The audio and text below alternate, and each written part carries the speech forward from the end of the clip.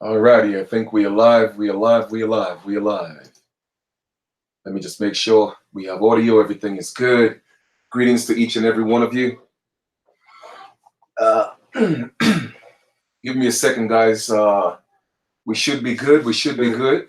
Greetings to each and every one of you. All right, good. We got audio. We got audio. Um, yeah. Say that again? Can you open up the door a little bit? Yeah, the internet is off in here, so I have to use my hotspot on my phone. It's not hold on for a second, guys. It's not the door, it just went off because even here it's off, so I'm only using the hotspot on my phone. Okay. Yeah. But I'll leave it open a little bit. Yeah, no problem. All right, guys. Check this out, right? As soon as I'm about to come on, all of a sudden my internet just went out. But I'm using the hotspot on my phone. So we're gonna get into this this build today. The topic we're gonna talk about today, man, is a very sensitive topic, and we're gonna approach this topic with the sensitivity that it's so deserved, but of course the respect. But we still have to keep it 100 in terms of what we are gonna talk about. All right. I know we have to send. What I'm gonna do is I'm gonna take the link of the video and I'm gonna put it in the chat because I know that there's a few people. Don't forget, this is the Sunday build with the matriarchs. All right. So Sister Leah, the link is in the chat below. So you can log on and any sisters, what I'm saying, who are able to come on the live feed, by all means, join us. Let's build. Let's talk about this. If you have, something to share, something to talk about, then let's do it. But first, I just want to give thanks to the Great Spirit, give thanks to our ancestors, for guiding us, allowing us to be used as a vessel, so that we could continue to do the work of all those who came before us. I was just listening to a live video from my brother Crumb's channel. And it was a very interesting build. I definitely enjoyed the build. You know what I mean? It's still a lot of information that needs to be disseminated and built on. But it was a great build. So brother Crumb, continue to do the great work that you're doing. Okay. Now, family. The topic of today's discussion is we're going to talk today about abusive relationships and more. Okay, this is a topic or a subject I've been meaning to talk about for a very long time, but I just wanted to wait for the right time to do it, and I felt today is a good time because for me in my journey, my personal journey, I've come across a lot of abuse. That not me personally. Thankfully, I grew up with, both my parents, until I was, old enough to leave home, and I left home, on my own. How would I put it? On my own terms, meaning that when I thought I was old enough, to leave my parents' home. When you consider yourself to be a man and you don't want to live under the rules of your parents, then they say, hey, you know what? I guess you know what that means, right? If you don't want to follow the rules of the house. So I was fortunate enough to be a young man who grew up without, knowing what it feels like to have those type of abuses in the home. Now, when we look at the term abusive relationships or those two words, I mean, it is such a broad, statement. Okay. And if there's anybody, once again, who wants to be a guest on the platform, the link is below. By all means, you're welcome. All right. So let's get into this. Okay. Abusive relationships. We as a people, and abusive relationships, when people think of abusive relationships, they always tend to equate that to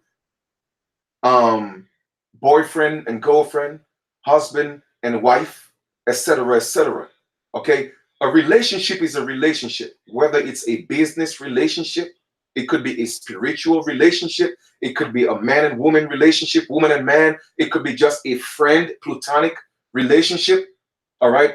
Even having an enemy is a relationship. So the abuse could come from so many different platforms. All right. And what I've realized that is we as a people, we have been abused on so many levels. And because the abuse has become so normal to our people, a lot of our people don't identify that as it being abusive. Okay. So we're gonna take some time to break down different categories of abusive relationships. All right, that's what we're going to do. So the first thing we're going to start talking about is we'll tackle relationships, a little later. But let us just talk about abusive relationships, just having a friend. Okay, a lot of times we have friends, and there might be a little bit of jealousy, envy. It doesn't mean that these people don't like you. For some reason, we always feel there's a need to compete against each other. And sometimes negativity creeps in. So you have friends sometimes who can be abusive. All right. And because they may not harm you physically, then it may not look as like abuse. But words are very harmful. All right. To me. And that is just my opinion. All right. Verbal abuse tend to hurt more sometimes than physical abuse.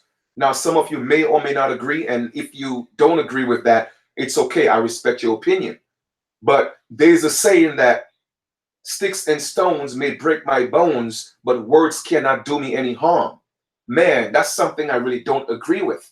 Because you see, words is something mental, it's spiritual. And if somebody could hurt you within your core, that to me is more hurtful than a physical punch in the face or somebody cut you with something that eventually can heal. But when people hurt you with words, man, that's something that could last a lifetime. Okay, if we don't know how to heal from that. So that whole saying about sticks and stones may break my bone and words can't do me no harm, I don't agree with that. I really don't agree with that. Okay, there could be abuse from your job. All right, it could be subtle. It doesn't necessarily have to be something that's up in your face. It could be subtle, where you on your job and you do it more than everybody else. All right, that could be a form of abuse, that your boss is taking advantage of you. Okay, so that could be a form of abuse as well. Now, to me, relationships in terms of boyfriend and girlfriend, husband and wife, that relationship to me is what I really want to focus on, because I was in a situation about a year and a half ago to 2 years ago, right? And I'm not going to call any names, but there was a brother who called himself, an Aboriginal, and not just an Aboriginal, a conscious Aboriginal, and always spoke about walking in the light and standing on truth and everything like that. But this brother was abusing his wife. You know what I mean? He had children, and they were all girls. All right. And at some point, I had to say something, because I had to be in that house every single day and listen to this brother tell his wife, okay, or the mother of his children, how much of a B she is. And I'm not going to use the word, but B, female dog that she is, okay? How worthless she is, how much of a bad mother she is. I have to hear that almost every single day. Give me a second here, guys. Give me a second here.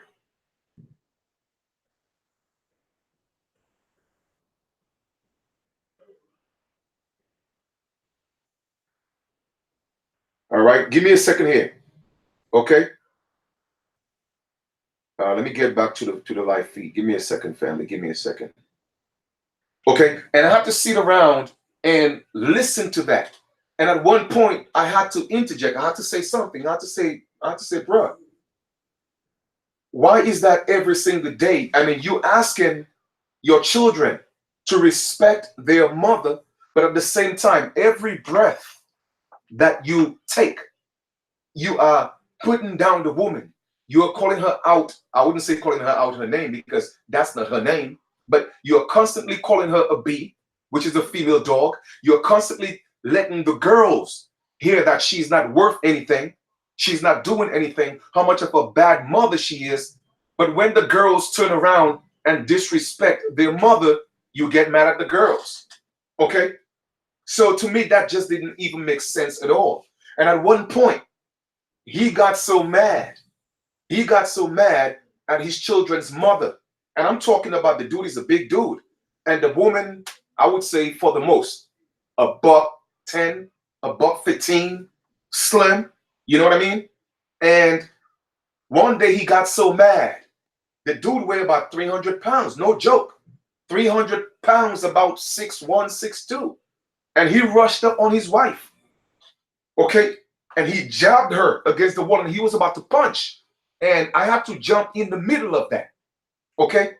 Now, the dude is so huge, if I had caught that punch, he would have knocked me out. So I could imagine what it would have done to the sister. But as a brother that was there, okay, I couldn't let that go down. I had to jump in the middle and interject and sacrifice my body and take the punch for her. You feel what I'm saying? So that was both physical abuse and verbal abuse.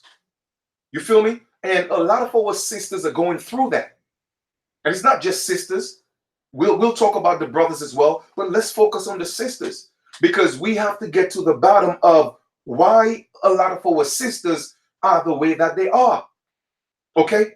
Because our men have hurt them tremendously. And I know a lot of brothers are, you know what? Y'all may take offense to what I'm saying, but I'm just going to keep it 100. Not because this is the matriarch build, but I am also going to keep it balanced because sisters have played a role in hurting brothers as well. We are just a people who have been hurt. We were taught to hurt each other. All right. That was a learned behavior. Now, don't get me wrong.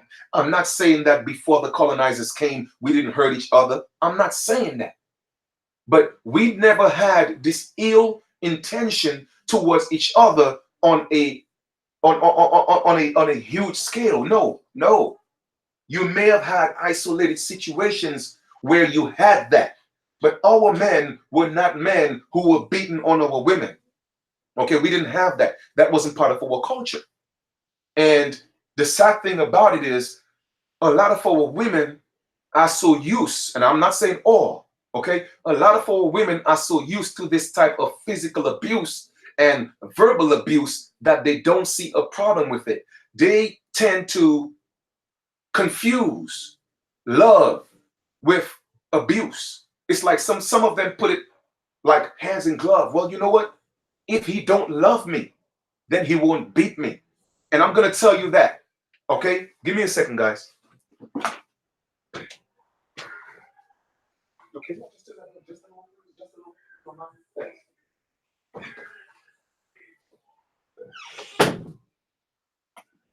Okay?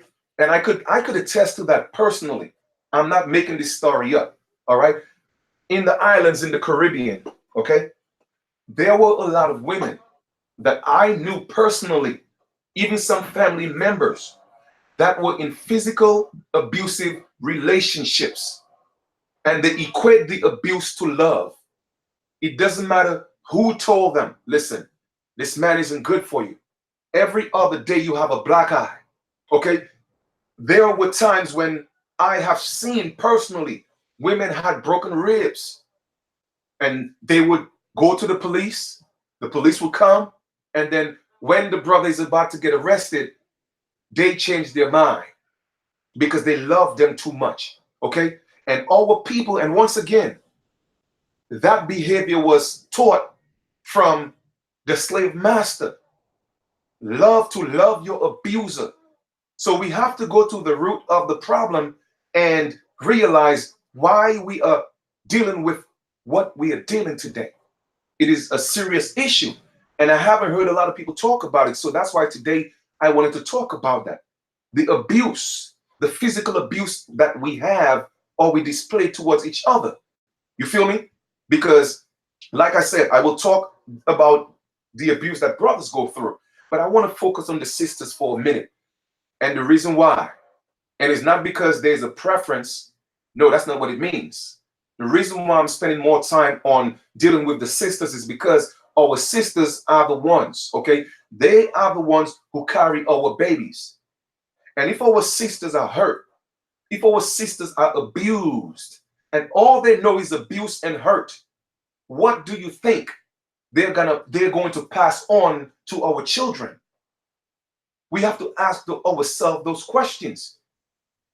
And let us go to the root and the foundation of that problem. Because during slavery, a lot of our men, yes, they fought to defend our sisters, our women, our children. But when the fight became so overbearing, at some point, all right, when we became subjects, we had to stand by and watch our women deal with the abuse, being raped, being beaten, being sodomized. And it tore the men apart. Okay? And from then, our sisters had a certain grudge, okay, to the brothers, to no fault of their own, because they were thinking, well, damn, you were supposed to be my protector, and you couldn't protect me. You see, when the emotions kick in, it's very difficult because your mind is clouded. It's very difficult to look at things from a subjective perspective. All you see is my man cannot protect me. You are not seeing, because you know what? He might be outnumbered. They may have 20 men to one of us, but you can't see that when your emotions get involved.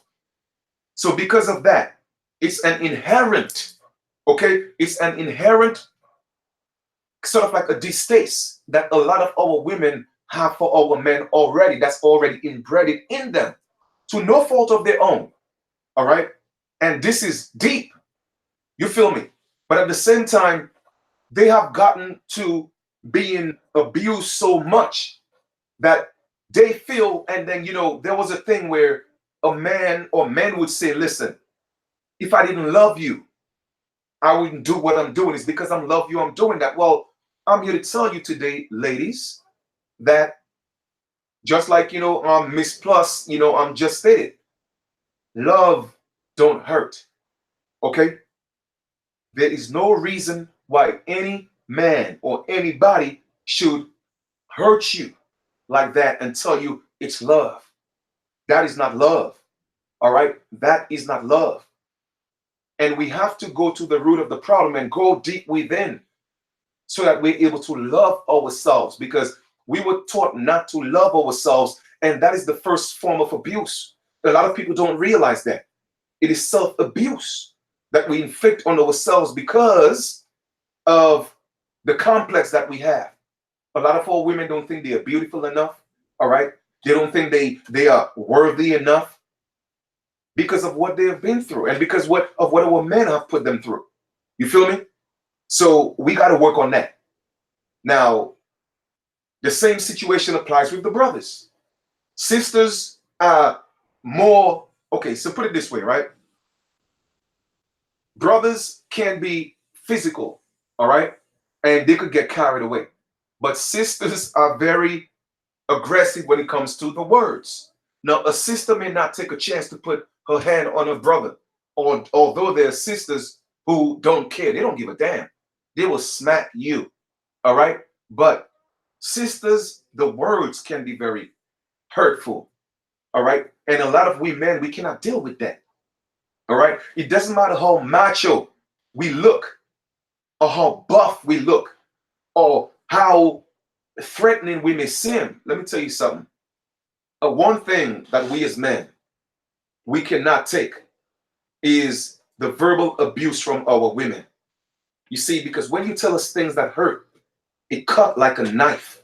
I'm telling you, a lot of us men would rather you smack us in the face than tell us certain things that's going to hurt us in the core of our heart. All right? So here we are. We are so prone to hurting each other. That's what we are doing. Okay? And it's always a back and forth. Sometimes nobody wants to take the higher ground. All right? I saw a post on Instagram where a brother, had his son putting up his fist and saying some affirmations, or he was pledging that he was going to use his hand to protect the woman and to do all that, and he'll never raise his hand on a woman. And I totally agree with that. Okay, I totally agree with that. But however, in that same context of things, the statement should have been made that a woman should not put her hands on a man either. You see, it goes both ways. It goes both ways. We cannot be biased about that. Because the truth of the matter is, in nature, one of the first rules of nature is what? Self-preservation. And anytime somebody attacks you, your first impulse is what? To defend yourself. So I have a message for each and every one of you, whether you may be a man or a woman. Do not put your hand on a man. Do not put your hand on a woman. Okay? If you hit someone, expect to get hit back. You see, I'm not going to be a hypocrite and stand there and say, oh, well, men don't hit women, and just stand here and have a woman bust you in your face. No. Okay? Because a woman could hurt you. Because when she hit with all her might. Okay? A brother may hit and pull back because you're a woman. And not that I'm suggesting that. I'm not suggesting that. So please do not misconstrue my words. All I'm saying is that there have to be a mutual respect. Okay? We should stop the abusive relationships on either sides, whether it may be from a man's perspective or from a woman's perspective. Do not put your hands on a man. We have to learn to walk away. Okay? We have to learn to walk away as a people. All right? And I'm going to tell you this from personal experience. I have tried to walk away from situations and the woman will not allow me to walk away. Okay? I'm telling you that. It has happened to me. But I had to find a way to get away because I am not going to put my hands on a woman. Okay? But please, everyone has a right to defend themselves. I will tell you from the very inception, do me a favor, okay? Let me tell you something about me. I don't put my hands on women, but please do not put your hands on me because I have a right to defend myself, okay? If you're upset and you want to scream, you want to shout, I'm not saying that's okay, but I'm going to give you a chance to let it out because we all need some type of release, okay? And if you have to shout, I'm going to allow you to shout. Raise your voice. But let us, a couple of rules. There have to be rules. There have to be boundaries. Let us not disrespect each other, okay, with words that we cannot take back. That's number one. And number two, let us not put our hands on each other. As long as we could come to that agreement, man, listen, when you're upset, please speak your mind. Get upset, okay? I don't mind you taking a plate and throwing it against the wall. I'm cool with that. Just don't take the plate and hit me in my head, okay? No. Because once again, everyone has a right to defend themselves. If you don't want to get hit, don't hit. Because you see, you are violating the laws of the universe. Anything you put out there in the universe is going to come back. So I don't want anybody to misconstrue what I'm saying. I'm promoting a mutual respect for each other. Okay? Because we as a people, we have to learn to respect each other. We have to learn to have situations, to have differences, and be able to sit and talk about it. Okay? Where's the counsel? Too many times we think that we have to work things out on our own. And that's what's missing. The village, the community. Go to the council. All right? We don't have to go to these people's courts. Every time we have a situation, because your emotions got hurt, you want to take a brother to court. You want to take a sister to court. No. We need to have our own councils. All right? Let's work it out amongst ourselves. All right? I hope that makes sense. You feel me? Oh, absolutely. I have, like I said, I have been in a situation where literally I was prevented from leaving. And I was dared. Go ahead. Hit me. But I wasn't going to do that. Okay? I'm going to tell y'all a little story. I think I must have been 18 or 19. Okay. And I'm not putting that out there for anybody to use that against me. But like I said, I like to keep it real.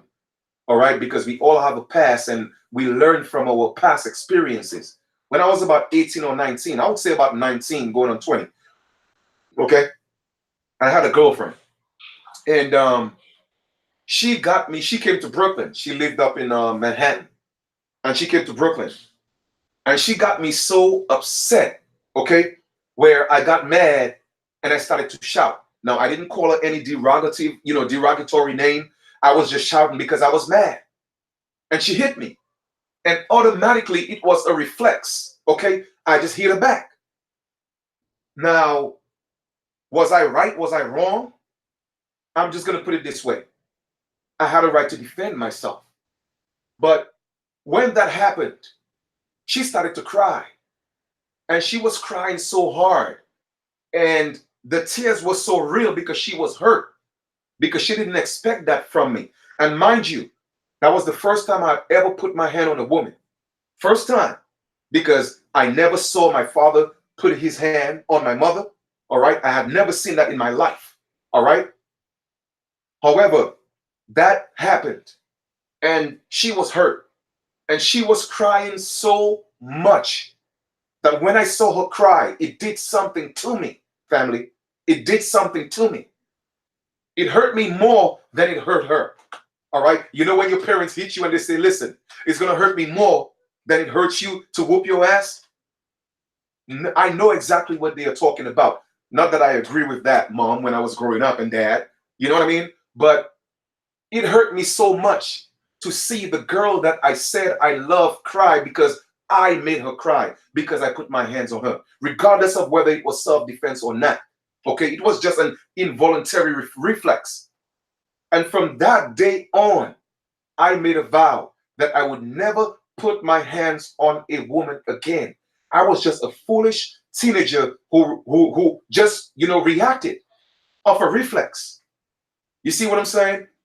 And that feeling, I cannot describe the feeling and how it made me feel to see her cry so much and knowing that I was the reason who hurt her like that. And from that day, I made a vow it wasn't going to happen. You feel me? So I know what it means to feel like when you hurt someone. Family, it's not a good feeling.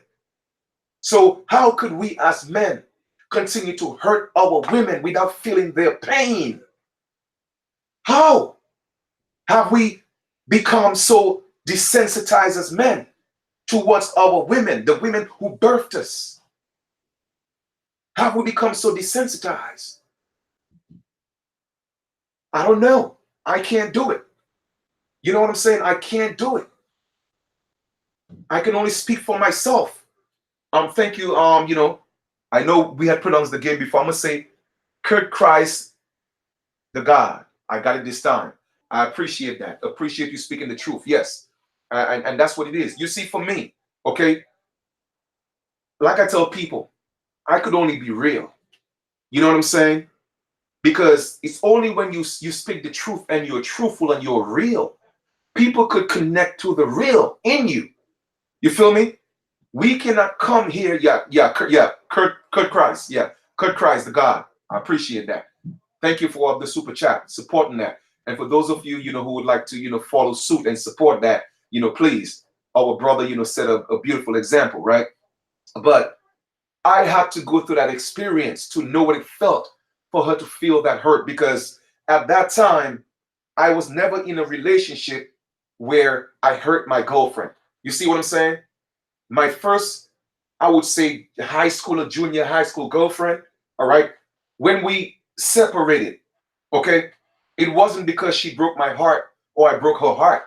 It's because I feel like I was old enough to leave my parents' house and I wanted to leave the islands and go explore. I wanted to go travel the world. So I had to leave her behind. Now that hurt me. It wasn't her fault. It wasn't my fault. I just felt in my heart that, you know what? I was getting older and I couldn't, or not that I couldn't, I just didn't want to be under the rules of my parents. You feel me? They did a great job. They raised me well. And unfortunately, I was fortunate enough to have both parents in my life until I left home. Not too many people could say that. Okay? So I am so thankful for that. So give thanks to my mom for that because that's my rock. And I give thanks to my father as well. Even if he transitions April 26th of 2018, I know he's still watching over me. You know what I'm saying? So I'm thankful for that. And that's why when I had my son, I had to be that great example in being a great father because any man could have a child, but it takes a real man to be a father. You feel me? So with that being said, that was my first experience in feeling the hurt and pain that a woman felt that I said I love her. Okay? So to all my brothers out there, man, we have to learn to feel our sister's pain. And that's out for us to learn to appreciate our women, respect our women, love our women, adore our women. Okay? If we have to worship the ground they walk on, let's do that because they have been beaten down so much. Okay? They need some type of upliftment. And I'm not just saying that because it's Matriarch Sundays. No, I'm saying that because I truly believe, in fact, not believe, okay? I truly honor that in my heart. Because family, we as a people, we have been through so much and hurt people hurt people. I'm going to say it again. Hurt people hurt people. All they know is to hurt because it has become so natural that they are so used to being hurt, they don't know anything else. So that's why sometimes when a real man step up into the picture, a lot of our women don't know how to receive that. A lot of our women don't know how to appreciate a real man because they have been hurt so much. That defense, that guard is up. And don't get me wrong, I'm not saying let your guard down all the time, but you have to be able to discern when a good man come into your life to let that guard down. You feel me? Because there are a lot of good brothers out there. Okay? A lot of good brothers out there. And I'll give you a perfect example. Sometimes you have brothers who are great fathers, but they run into a disgruntled baby mama. They're great fathers.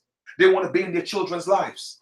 Okay, they want to love their children, but because they are not together, the woman is making it impossible for them to be fathers. Okay? And then you have situations which is vice versa. You have women who are great mothers, but you have fathers because they're not together, they are great disgruntled men. Okay? So with that being said, it's like it's rare that you find this perfect combination, okay, where you find a good woman and a good man who have children, and even if they're not together, they still come together and work on behalf and the benefit of the children. And that's the way it should be, because every relationship is not going to last forever, family. Okay? And I'm talking about in terms of a physical sexual relationship. It doesn't mean that you cannot be friends. It doesn't mean that you cannot be cordial with each other for the benefit of your children. Okay? I think we have Sister Leah on the feed. Sis, how you feeling? Can you hear me? Yes, I could hear you. I'm great, thanks. And how are you? All right, I'm doing absolutely wonderful, wonderful. How is your day going so far? So far, so good. All right, beautiful, beautiful. Today we are talking about, abusive relationships, and I'm talking about, just the whole concept of what is not a concept, the reality.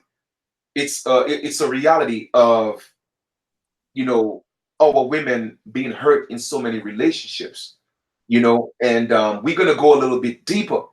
But I wanted to talk about that because a lot of our people are experiencing hurt. All right. The hurt has been there for a while. It's generational. All right. And it happened way before the colonizers came here. All right. We have had situations, yeah, where our women felt certain ways, but it became more popular during so-called slavery. And we had to sit by and watch our women abused and in so many different ways. And as men, we were not in a position to protect them. And that has been a grudge that has been passed down, okay, within our sister's DNA for a very long time. So what's your take on that? Well, want to focus on how do we heal from something like that. Saying that it's something that been passed down from generation to generation. Just want to know. Hush, Diamond. My little doggy making a noise. Hush now. Um, what do we do? I mean, um, me being the mother of 5, Mm, and um, knowing what it is to have gone through that, not trying to put my business out in the street or anything like that, but I understand where you're coming from. mm, You know, being who I am and growing up where I grew up, that's the way it was. mm, Um, I wasn't, the only one that felt that way.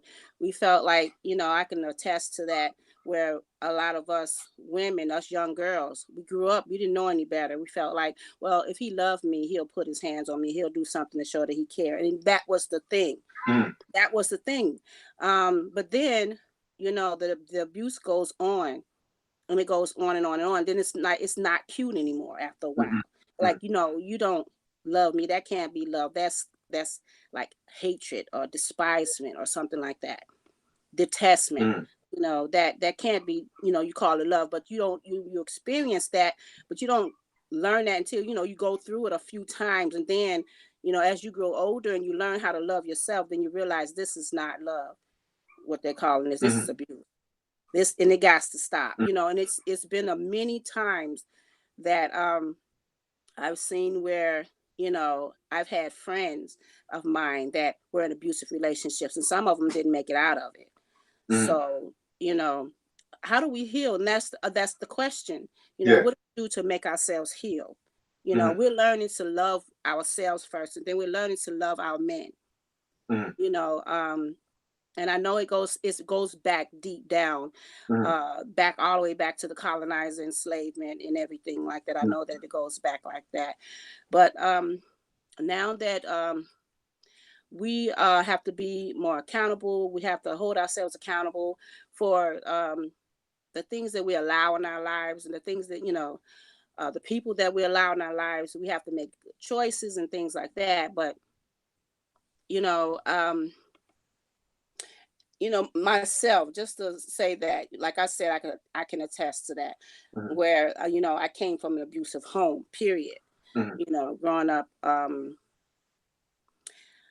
well, self-esteem wasn't that high, where and of course, the home was broken, and then, single parent home and all that stuff. Going through that, I didn't have much self-esteem about myself. So, that was the thing, and if I didn't love myself, like, I would, you're susceptible to accept and allow so much to happen, the abuse, and you didn't know it was abuse, mm. because that was the way it was. Right. It was that way. But as I grew older, and and relationship that I have, I over the years, I've learned how to love myself first, put myself first, and know that, that what you call is that, oh, you care for me, you love me, so this is how you show it. Mm, It's something wrong with that picture. It has to change. right. It's not acceptable. Mm, And because it's wow, that's really deep. And I explained to you, that's going to be really, really deep. yeah. As one that am me myself, to that this subject to talk about is really, really touchy, and it's really hard to do that. Mm, um as you can see, I'm very emotional about it, because yeah. I've been through it Mm, myself. mm, And am I still with that person? Yes, I am. mm, I am still with him. We are still together. Yes. And we've been together for an extremely long time. But mm, when we first got together, both of us came with our own baggages, um, um, and me, you know, not really knowing what it was to love myself, and to, um, what love really looked like. I didn't know what it was. Mm-hmm. I really didn't know what that was, and I was very young. I think a teenager when I met him. Mm-hmm. So, and I didn't know nothing about anything. Being such a young person as I was, and growing up where I grew up. Mm-hmm. Um, but as I grew up through the ages, I had to learn to love myself, like, as I said before. And I looked around me and I saw this abuse that, it wasn't only just me, it was my, family members and things like that, in their relationships. I seen it in abuse, and, and I knew it wasn't right, but that's just how it was. But then as I grew older and older and learned more about myself and started to love myself more, I did not accept a lot of the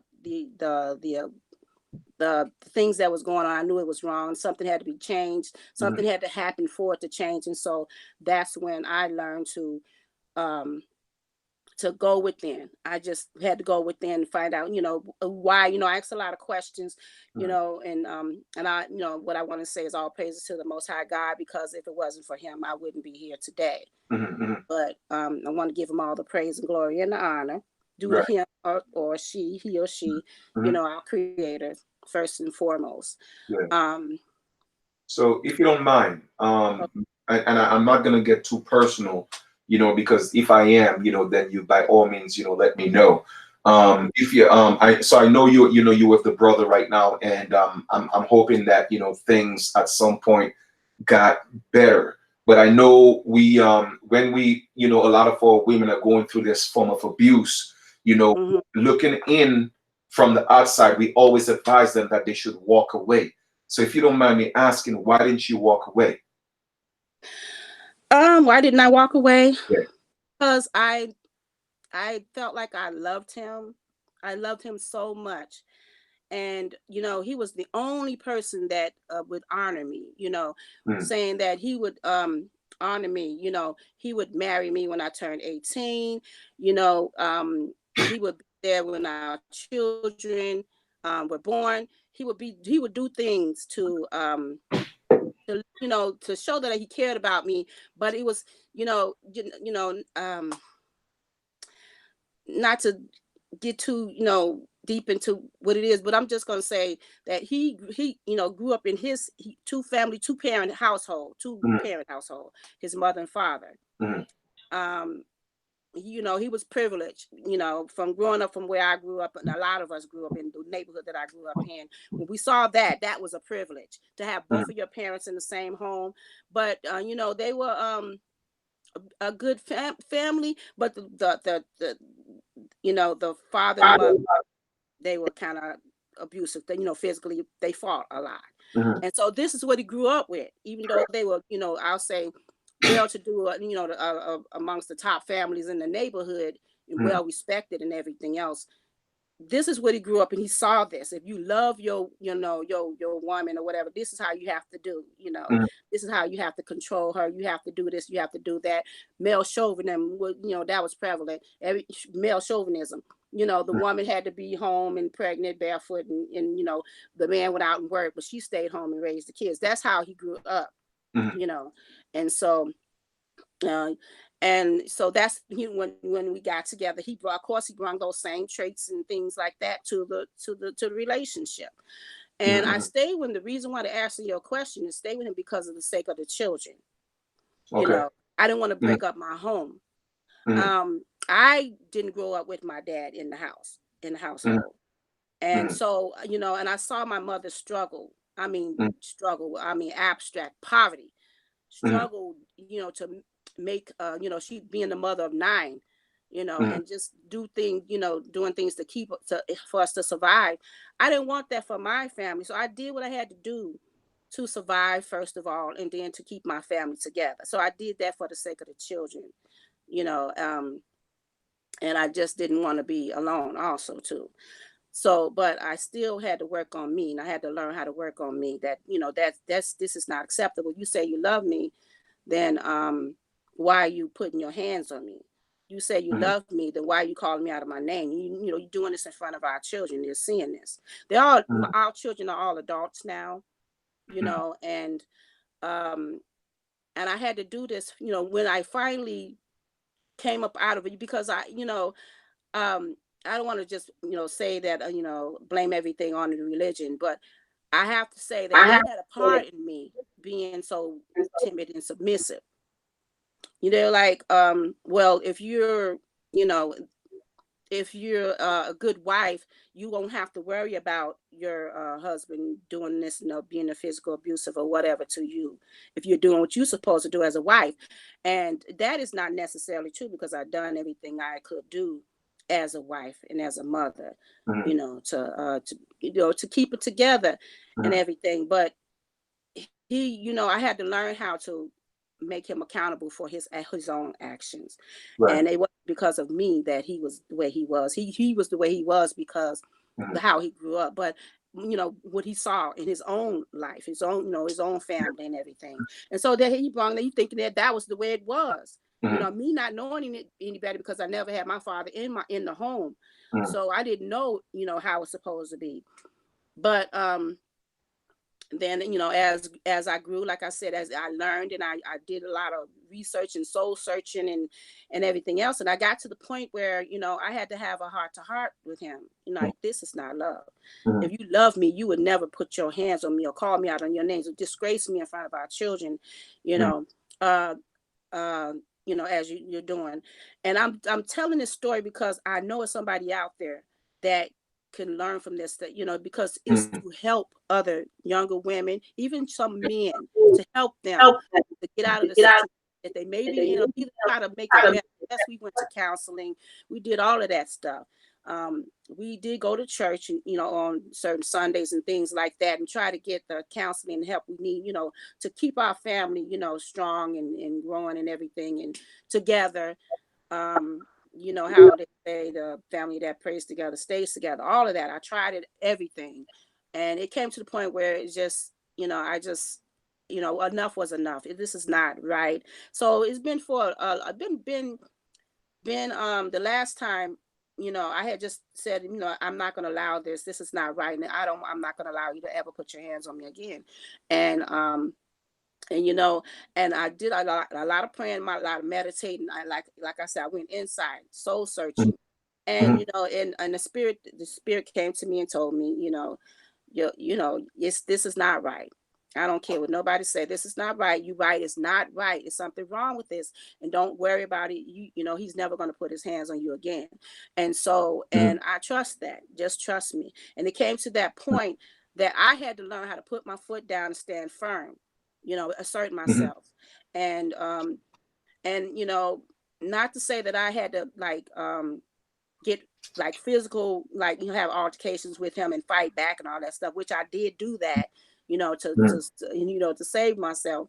And I had to show my children, this is not acceptable. And if you Mhm. have to go through what's this in a relationship with a man or a woman, because I have 3 daughters and 2 sons, Mhm. then you have to make a decision. Right. Can you do this? Is something, if it's something that you don't want, then you have to learn how to walk away from it. And I decided, I had to make a decision that I was going to save my marriage and save my family. So I had to, we had to start going to counseling and things like that. And he had to learn that this is not, even though he grew up the way, he grew up with this in his heart and his mind, that's the way it's supposed to be. He had to learn too, and he had to open up to the changes that were being made, that, and it has been over 20 something years. He's never, not to say we never had arguments and things like that, but he's never ever put his hands on me again, just like the spirit Okay. said he would never So do. that's beautiful, and that's the part that I was waiting for. But I wanted to give you a chance to articulate yourself, because I know this is a very sensitive issue, and a lot of us need the platform where we're able to talk about it, and also, maybe like you said, set an example for other people, or younger brothers and sisters that's coming up. Now, with that being said, right? I know that you're at a point right now. Oh, first, before I continue, let me just say thank you to Lamont Harris. Thank you. I appreciate you as well, family. Thank you for supporting the super chat. All right.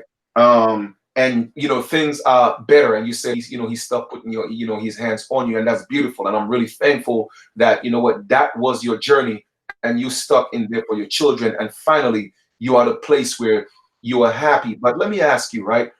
For anybody out there, would you advise any sister right now, because not everybody's journey is the same, but would you advise any sister out there that's going through an abusive relationship, but they have children? Would you advise them to take the same path that you took?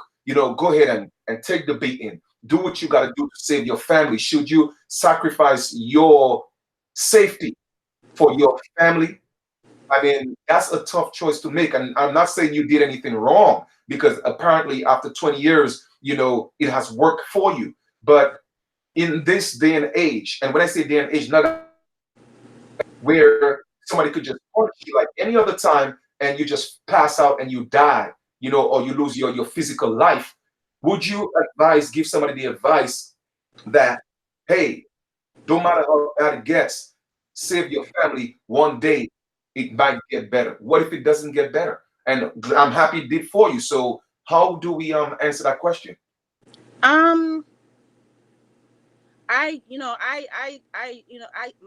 situation is very unique. Have to say that. I Mhm. know that is unique, because Right. a lot of women that have been, gone through what I went through, they don't survive. And I said that from the onslaught. They don't Mhm. make it. Either they're killed by their mate or husbands or whatever partner, or they, end up just giving up and they, move on, or Mhm. either, vice versa, whatever. But in my situation, I was blessed, I have to say, because that's a Mhm. very unique situation. But I would never advise anybody else to go through what I've been through. Right. I made the decision to stay Mhm. for the sake of my children. I made the decision when I did leave, I made the decision to come back. Mhm. It was also for my children's sake, Mhm. um, that I did it for them, to kind of keep the families together. And like I said, I always told myself that, I'm not gonna, bring children into this world unless they have both parents to raise them, because it's gonna take both of us, you Mhm. know. Um, and I didn't want to put that on them. So, that's another thing. I had made a vow. I had to keep that vow. So, but Mhm. anybody else, I would not advise. My own daughters, they're adults now. Mhm. Um, if he's been no, he don't allow it from if he put his hands on you from the start, it's time to go. No, I Right. won't tell them. No, I would not never advise them to stay. Right. Unless Right. it has to be a change. Either you all take some steps. If he's willing to take some steps to go with you to counseling, marriage Mhm. counseling, pre-marriage counseling, whatever, partnership counseling, whatever, counseling, singles Mhm. counseling or whatever. If he's willing to do that to save the marriage, to save the relationship, and would change his ways and change his actions and show that, proof to you that he's trustworthy in doing that, then I say, go ahead and take a chance on that. But if you don't see any change, there's not going to be any change, or this man is just being manipulative, and he's just doing something just to kind of win you over again, and then he could get set back into his old ways again, and Mhm. physically abusing you and putting his hands on you and calling you out of your name, then no. So No, do it's you? time to go.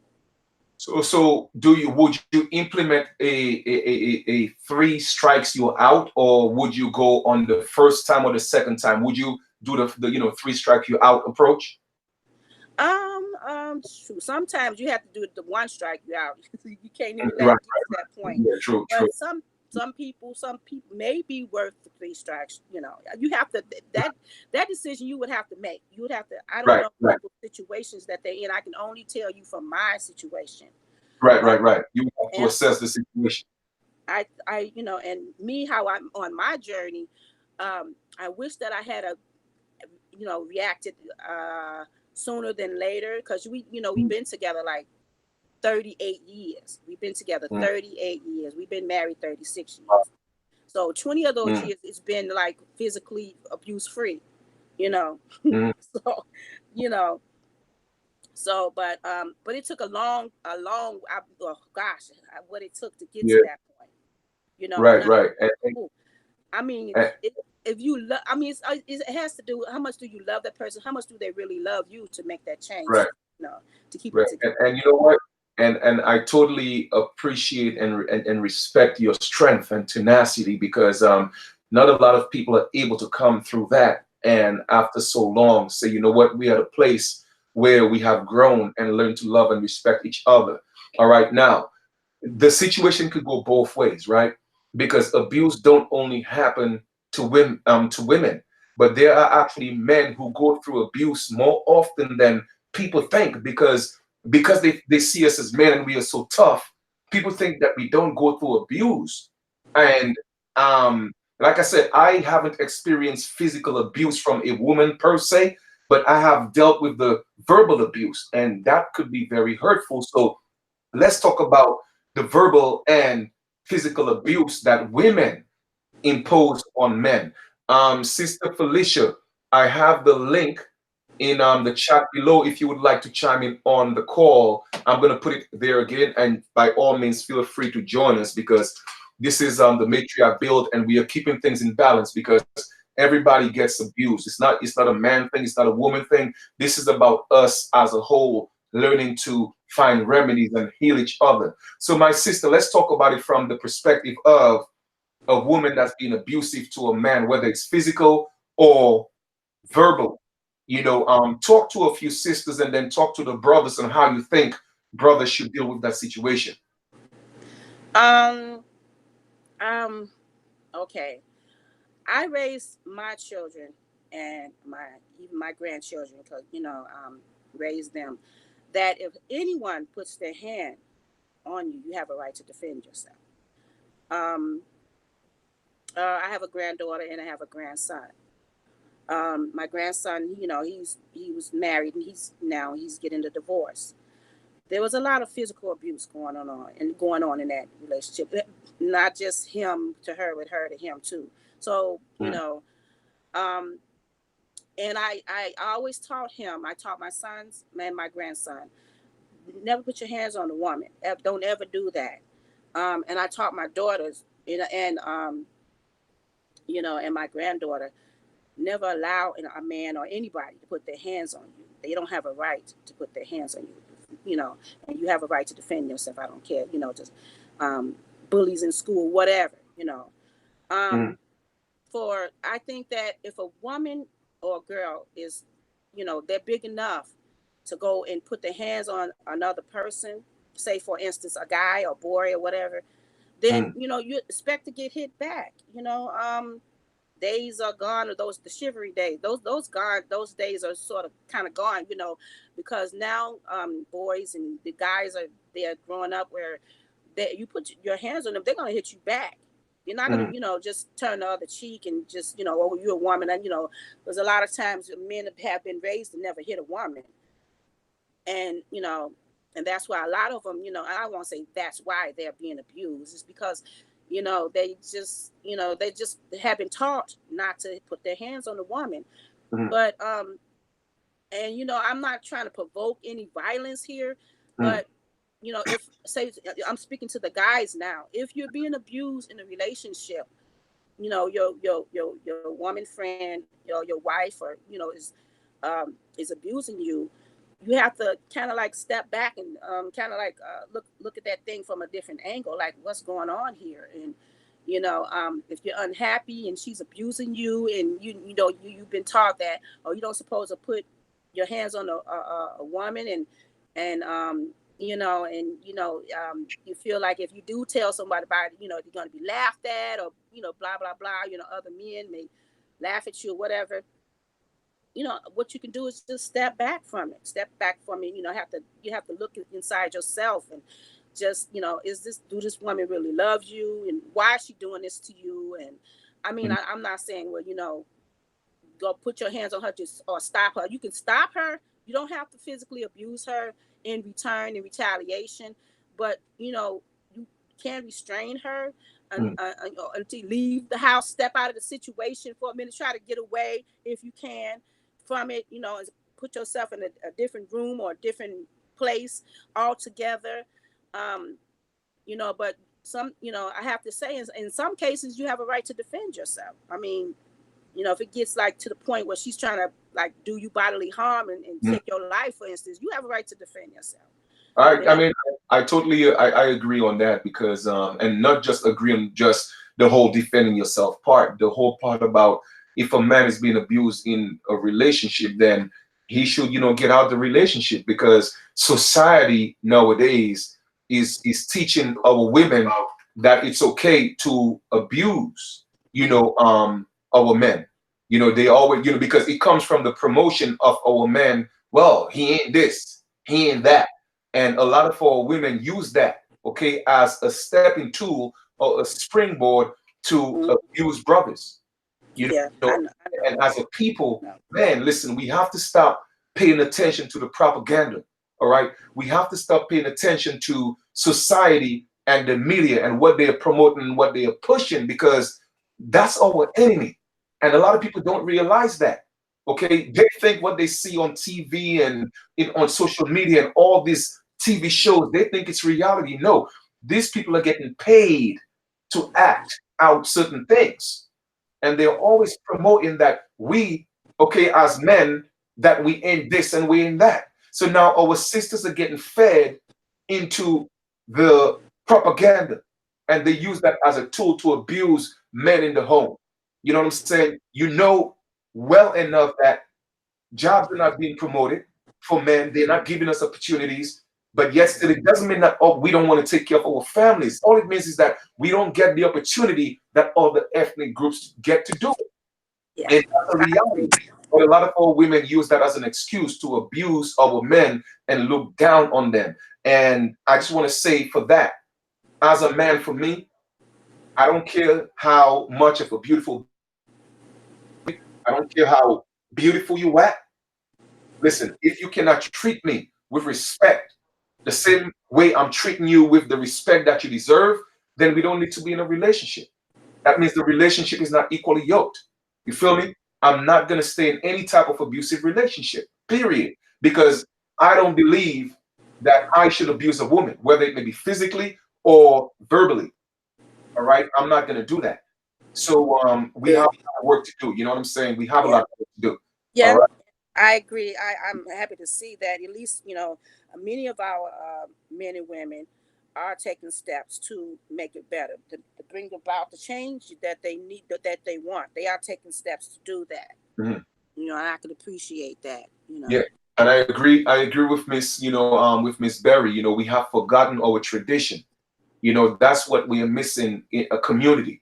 And once again, Miss Berry, Felicia, if you would like to come on the live, you know what I'm saying, by all means, please come on. If a brother would like to come on, I know it's the matriarch bill, but talk about your experience about you being abused by a woman. We are not here to bash. That's not what it is. It's about talking about what we have gone through and what we are going through as a people, so we're able to talk about it, so we can come to a place where there's remedy. That's what this is about. That's why I wanted to talk about this today. Not because I want to blame the man or the woman. No, let it be an open discussion so people know that these behaviors are still prevalent in our communities. And a lot of our young men, I see it, the disrespect they have for our women. I see the disrespect our young girls have for our young brothers. You know what I mean? And that is from learned behaviors. And if we as adults, if we cannot deal and approach with this situation with the respect that we have to approach it with, then we ain't gonna learn. We're not gonna learn. All right. And once again, Miss Plus Size, if you would like to come on, the link is below. Miss Berry, if you have any brothers that would like to come on as well, it is still the matriarch build. But if you want to come on and give your input, you know what I'm saying, give an experience, by all means, man. You know what I'm saying? Okay, well, Miss Berry says she's not a computer, she's on a phone. You could, if you're able, you might still be able to come on your phone as well, if Yeah. you possible. So you could do it on your phone as well, Miss Berry. The link is in the chat. I will post it again, and feel free to be a part of the build. Now, sis, I want to touch and sister Felicia, please, by all means, come on. All right. I want to touch on something, and I'm gonna go deeper with this. All right. We're gonna come back to relationships and in the home and all that. Okay, because yes, some people are gonna stick around to save their family, and some point, you know what? We may just have to walk away and let it be a thing where we're both parents. It didn't work out. Let us be in separate homes and come to a mutual agreement when it comes to the children. We can't get along because it's toxic. Sometimes we have to walk away. You know what I'm saying? It's toxic. We cannot get along, but let's hope that we are mature enough to know that we still have children, and let's put the childish ways aside and learn to be cordial for our children. And a lot of our people are not mature enough to have this kind of relationship. So that is something I would also suggest. But I want to go a little deeper, and because we're talking about abuse, in depth this evening, let us talk a little bit about molestation. And when I say molestation, I'm not just talking about, because all molestation means, which is, when we look at the etymology of molestation, it is just about to bother. Okay, molestation is a general word, but now we are talking about sexual molestation, right? A lot that seems to be another thing that's rampant in our community, because a lot of women have actually sent emails to me, and all they need is a listening ear. And I've been that a lot of times and many times, and I have no complaints, because people need somebody to talk to and they don't have that outlet. So I tend to be a listening ear, and a lot of women have sent me emails, and when we build, they tell me about situations they have been through growing up, where fathers would come into their rooms, and uncles and cousins and older men would come into their rooms and sexually molest them. And when they talk to their mothers, all right, the mother wouldn't believe them, especially if the mother has a boyfriend or a husband that they love, and the husband or the boyfriend is the one sexually molesting the child. All right. How do we, I mean, I really want to, and again, I know it's a sensitive issue, and that's why I want to talk about it, and I want to approach it with respect. But let us talk to a lot of the young women, and we'll talk about the men, but let's, young men and women that are going through that type of sexual abuse in the homes, and they don't have anybody to talk to, okay, because they're looked upon like it's actually their fault. So can we talk a little bit about that, please, if you don't mind? Yeah. Um, I am an adult child abuse victim, sex Okay. child sexual abuse victim. So, um, wow, that how deep that goes. Wow. Growing up, like I said before, grew up in a single family home where there was my mother. She would work a lot of the times, and if she wasn't at work, she would be home. And, she drank a lot, so you know um, there was a lot of us there, and that there was a lot of that sexual abuse that happened, you Mhm. know. Um, and that's another reason why my self-esteem, growing up as a child was really, really, really, it was like almost like non-existent, Mhm. because the abuse that was going on, not only physical abuse but sexual abuse was going on in that home. And it's a lot of us, so many. It's so sad, it's a lot of us that have been through that. And even today, we're still living through that nightmare, just like it never goes away. You grow, yes, you do. And they say, well, time heal all wounds. Not necessarily. Um, but if you ever find yourself in a situation like that, you know, um, try to reach out to family members that that's probably most likely not in the home, that will listen to you. Mhm. Um, that's what I say. To Mhm. because when it was happening to me, I did reach out to my mother. God rest her soul. Mhm. And she didn't believe me. So I was like, when you said that, you touched on something that really like was Mhm. very sensitive, because that's exactly what happened to me. She didn't believe nothing that I was telling her. Right. And I grew up uh thinking that it was all my fault. Mhm. Um, and so, but that I know that this, and as I grew up, I learned that I thought that I was the only one that was the only child that went through a lot. As you grow up, you learn more. And I found out it was so many of us that went through this. That was, this. I mean, I was threatened to keep it a secret and whatever else, and my, my safety and everything else was threatened. So I was afraid that something would happen to my mother if I said anything, or something would Mhm. happen to me if I said anything. So Mhm. Eventually when I got a certain age, I got out of there. So, Mhm. um, but it I find a way to get out of there. Like find a way to tell somebody that, if your mom, your dad, or somebody, your dad is abusing you, or your mom won't listen when you tell her, then you have to find an aunt, somebody in authority figure that you can trust to, and go get to that person and get that, tell them. Don't hold back. You Right, know, it's that, because that's really, and I've learned throughout the years, it's not only girls that, that's been through that, even boys right, have right. sexual abuse. So when I got older, I began working for a behavioral health agency, a Mhm. child welfare agency, that I saw nothing but, this kind of abuse happening in the home. A lot of times the DCFS people would get involved, and they will call us for counseling and for therapy to help the child get through, and the families and everything else. It was really devastating. That was Mhm. had the things that was happening, and I could attest to a lot of that because that's how I grew up. Mhm. I went through that. So I can, I was able to put in a place to help a lot of these families, a lot of these children. So do you That, do you do you think that that behavior coming from parents, is it something that you think they experience, from their parents, or is it something that they just picked up along the way, or it could be both? And before you answer, let me just Greetings. greetings, sis. things. Welcome. We have Sister Felicia on the build.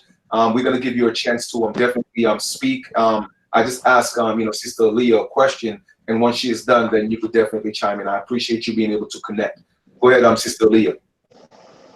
Um, could you kind of repeat that question, because it's you just Yeah. said. The question was, in those type of situations in the home, do you think it's coming from parents who have just learned that along the way, some type of mental dis-ease, or is it something that they grew up with, their parents did to them, some family member did, and they learned it, and then they just didn't know how to let it go, and they thought it was normal, and they're imposing it on their children? Um, I think that has a lot to do with it. I Mhm. think so, that they've been through it themselves. Mhm. Um, you know, um, how I dealt with it. Since it happened to me, I said that I'm going to do everything. If I've ever learned, something like this happened to one of my children, I would, you know, take steps to help them, to prevent this from happening to them. What happened to me, try to protect them as best that I could, Mhm. and stop that from happening. But I know it's a lot of families, that parents probably have been through the same kind of abuse, and but I don't understand why would they allow this to happen, go on with their own children, and knowing that they've been through it themselves. They've been through it themselves, and so they just, they're like, they have that, they grow up and they become the predator, or either they if they know of it and they allow it to happen in their own homes. Mhm. um so that's a really hard one. Okay, I mean, I appreciate that. So, Sister Felicia, welcome to the build. We've been trying to get you one for the longest, so you finally made it. Tell the folks who you are, and please give your input on the subject matter at hand. Greetings. My name is Felicia Simmons. I am. Um, my opinion on this matter is generation curse are real, and we have to set ourselves up or prepare ourselves to break these bonds that um, the generations before us gave us. Mhm. Um, I mindfully did not want to um, give the baggage that I had to my child. Mhm. Even more so in an abusive relationship. I don't know. It didn't start until I was pregnant, but I guess the verbal abuse started previous to that. But more so when I had my son, I knew that that was something that I couldn't pass on to him. Mhm. Um, he deserved to see me happy and safe. and to grow up in a safe and freeing home. So that's what I give him. We talk about it. One of the biggest gifts that my mother gave me was honesty. So when he asked me, you know, why dad's not there, I told him why dad's not there. I never disrespect his father. I still don't disrespect his father. My son was, I don't know, maybe 5 years old. And me and my son's father split when he was 6 months before he ever seen me even raise my voice to him. And I still don't raise my voice to him. That's something that's me. I don't want to take that burden and pass it on. So he deserves peace. And if we have to be mindful into accepting the peace in ourselves so we can give it out. I learned early with seeing my nephew. He was born anxious and sad and literally with a tear in his eye because of the torment that he went through in the womb with his mother. So I knew every feeling that I had to give to my son. Everything he felt, I felt. So I made it mindfully that everything I felt was something pure and honest for him. And he carries that to this day. He has pure and honest emotions. He is an enlightened soul. And even though he has taken on some of my, bad characteristics and just little habits, I can say that curse right there is broken. And I see it because he's 16 now and he has a girlfriend of his own. And I listen to their conversations and he's gentle, but she hasn't learned not to be manipulative. But he's aware of it and he speaks it to her. So he's an engaged person, engaged soul. So he engages her for her to pursue healthy relationships. So I just know that what I received, he won't receive and he won't pass it on. The hurt, he won't pass it on. The hurt that his father felt and I felt, he won't pass that on to the next generation. And I appreciate that. And Sister Felicia, I'm gonna, I'm not, still, ask this question to you because I've heard Sister Aaliyah's, perspective on that. But in terms of our young sisters that's out there today, and we spoke about that, in another build, that it's a badge of honor to be called a female dog in this day. It's a badge of honor to be called a whore because of the influence of TV and all these reality shows. And our sisters, for some reason, the younger ones or even sometimes the older ones, it seems like just the whole derogatory experience that they seem to embrace and think it's a badge of honor. Would you consider that to be some form of abuse as well? It is abuse, and we pour this into our spirits by entertaining these things and projecting that out there. These young women see aggression and violence and popping their heads and yelling back as stylish, but it's also a defense that us as melanated women have taken on. We are heightenedly aggressive. We had to be. We had to save our people. So we had to take in our arms a sword. And we're at the age where we have to learn to put it down. I know for a fact that I had to sacrifice things in myself, right, to keep my path to go forward. I had to take on attributes in myself that wasn't necessarily me. So you know me. You'll see me, you perceive me. I'm can be said aggressive. I am very verbal. That is not my nature. My nature is very actually meek. And if anyone who knows me, right, especially growing up, knows that is my nature. But I had to take on certain attributes to push I am's vision forward. And it's something that we have to learn to transition from, right? Because in a new generation, it's a different time, right? But in the past, and they see, I'm never that, type to say, oh, I don't need a man that's not That's not my nature. That's so not me. But in the past, I couldn't do everything. I couldn't be everything. So me being a mother, me being a warrior, right? Being all those things, I couldn't be a wife. So in the future, I had to let those, at that time, I had to let those things go. Not saying permanently, but at the time. So these women, especially these young women, see the warrior in their mothers and in their grandmothers, and seeing the things that they had to let go, so they never missed it. See, I seen it, and I at least had the thought of seeing it, even if I didn't see it in my home, I missed it. But if they never miss it, and they see all these women that are powerful, that they want to be like, never have it, so how can they emulate it or want it? It was something never shown to them. So they don't know to even want it. Right. And if we don't show that to them, so they want it, want something healthy, want a good future, want a bond between a male and a female, they won't ever know that it's something that they miss. Right. So if they don't see it, how do they know? Right. You're right. That's a great point. And Sister Leah, before I get to you, we have Miss Berry. She finally made it on the call. Miss Berry, welcome to the Matriarch Sunday Build. We have Sister Alicia. Thank you. Hi. On the call. Welcome. And tell us who you are, and let's talk about the topic of tonight.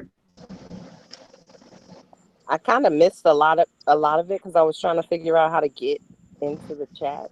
Okay. So I missed some of it. I don't know what you all ended off on. I did hear Felicia speak about just people or girls and boys not knowing the idea, I guess, of a family. So that's kind of what I being great. Sorry. Yeah. Okay. So it's pretty much we talking about just abusive relationships, and how do our young people identify what abusive relationships are, because we are so prone to thinking that abuse is normal that a lot of time people cannot differentiate between abuse and love. So in terms of just women or young women out there, and our young men as well, in abusive relationships, what light can you share on that in terms of some advice for them? And that's for you, Miss Berry. Well, in reference to abuse, not knowing the difference between abuse and love, it's kind of complicated because it just depends on, I guess, the person and what they experience in their lifetime. Sometimes they will accept abuse in the way to, I guess, be loved. Does that make sense? Like they'll accept what they are given in order to feel like they are being loved. Like this is the only, like when he does this or when she does this, it just goes to show you their love for me. Like, okay, when you are little and these parents sometimes can be abusive too, So if you are used to having, I guess, getting a beating every time you turn around when you're a little kid, and then you grow up and become an adult and you get into a relationship, you're already prone to that part of it, if that makes sense. You are already accepting of the fact that your mother loved you, but that's why she beat you, that kind of thing. Right.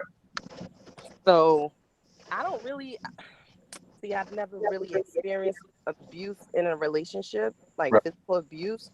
So I guess I wouldn't be the person to speak on it because I'm not that well versed, but I do understand that a lot of Black families, especially, we discipline our kids in a way that could be considered abuse.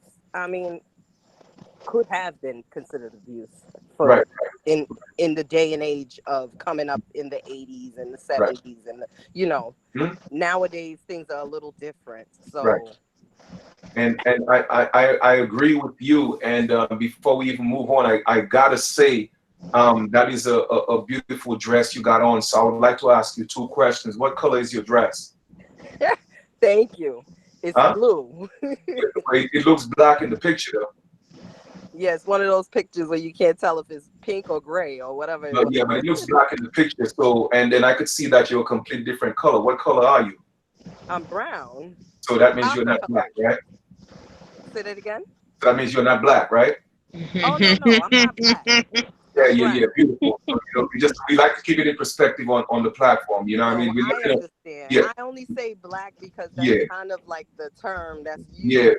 It's a Yeah, normal term. exactly, and we avoiding that period on our platform because that's and that we're not even going to take that into another subject, but we have to get away from that by addressing ourselves to me, period, because it becomes a stigma. Well, let us call it for what we are. We are indigenous, we are aboriginals. Hey, I'm brown. What I mean, brown people, melanated people. You know what I'm saying? So, but that was just a little humor in there anyway. But All right, I accept the yeah, lesson. it's all good. So let's go back to Sister Leah. We're talking about our young women and our young men. You know, again with what's being promoted. On all these videos. You know what I'm saying? That every other word, young women are being over sexualized, and our women are being called the B's and the H's and all that. Like again, to me, that is a form of abuse from an outside stimuli, all right, or stimuli, right? Now I know it's kind of tough to monitor our children every move, but don't you think that parents should get more involved, you know what I'm saying, to monitor a lot of what their children look at? I know it's kind of tough in this day and age, but how do we do that, man? How do we do that? Well, I can tell you what I did Mm, raising our children. Um, I always taught them that they're not bees. Never allow anybody to call them out of their name. You know, they know their names, what their names are, and to mm, call them, out of their name. No, don't. It's not acceptable. You know, I taught them that you're looking for vindication or whatever. You get that from home. I always taught my daughters that they're beautiful. It doesn't matter what their complexion was, dark or whatever. You're loved, and you love yourself, you know, mm, and because it was all this stigma thing that's going on. Well, oh, you're dark, and so you're beautiful to be so dark, or you're exotic, and all that other kind of stuff. Um, your color doesn't have anything to do with, you're a beautiful person regardless, inside and out. You know that. mm, I think it's when I think it's that a lot of our young women are being exploited. Our mm, young men are being exploited. They're being uh, exposed to stuff that society is trying to teach y'all young people, because they feel like, we can start them off from when they're very young to teach them. It all goes back to the oppressor and the colonizer. I got one. mm, you know um to it's the self-hate is taught that way. mm, It's taught, but you have to be accountable. I say the parents, you have to start at home, raising your children to know who they are. mm, you know know That's who they right. are, love themselves, and know that they are loved, and they have somebody that's on their side. They have a place to go to. They got people that love them to come back to. They have that support and everything that they need, so they don't need to go outside looking for this and looking for that. right. And Mm, just because society accepts mainstream of society might accept something, that black women are, or excuse me, now I won't say black women of color, or Aboriginal women and girls, um, they're this and they're that. You don't even know me as a person. How could you say I'm this and I'm that? You call me out right. of my name. You don't know nothing about me. Mm, They don't know anything about you, so you don't have to allow them. Don't accept that. Allow them to talk to you like that. You know who you are. right. You I appreciate that. Thank you. know. Sister Felicia, let me just build on that a little bit, right?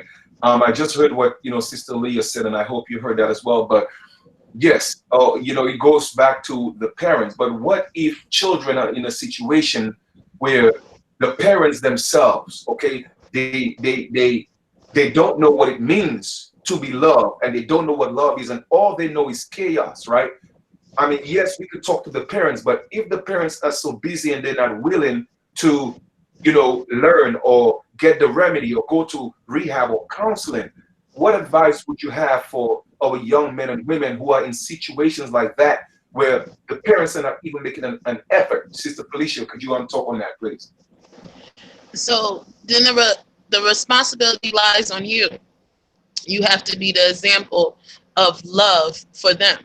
If they can't see it at home and they don't know what it looked like, it has to be you. Has to be you. I greet my nieces and nephews. I try to greet everyone I meet in love from gate, right? And acceptance and respect. No matter what status you are in life.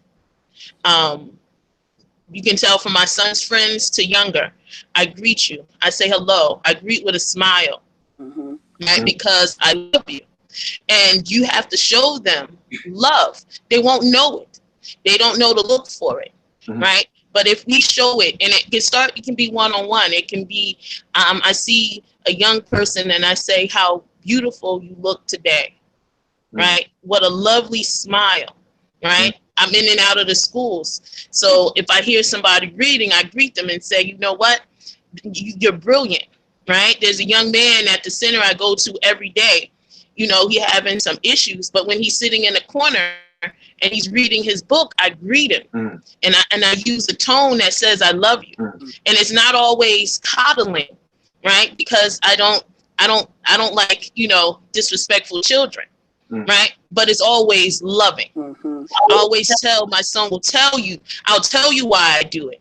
Right? I will show you respect because I respect me and everybody around me, but I'll tell you why I respect you and why I demand it back. If we don't show it to just the average, you don't know, you can be that angel that saves somebody's life just by smiling at them and greeting them. We have to be that example. They won't know it any otherwise. Right? These children are wide open. I met a beautiful young man the other day named Indigo, right? And the fact that he understood what his name meant and why his parents named him Indigo, right, was a special spiritual, pseudo science about children born of a certain age and certain time period.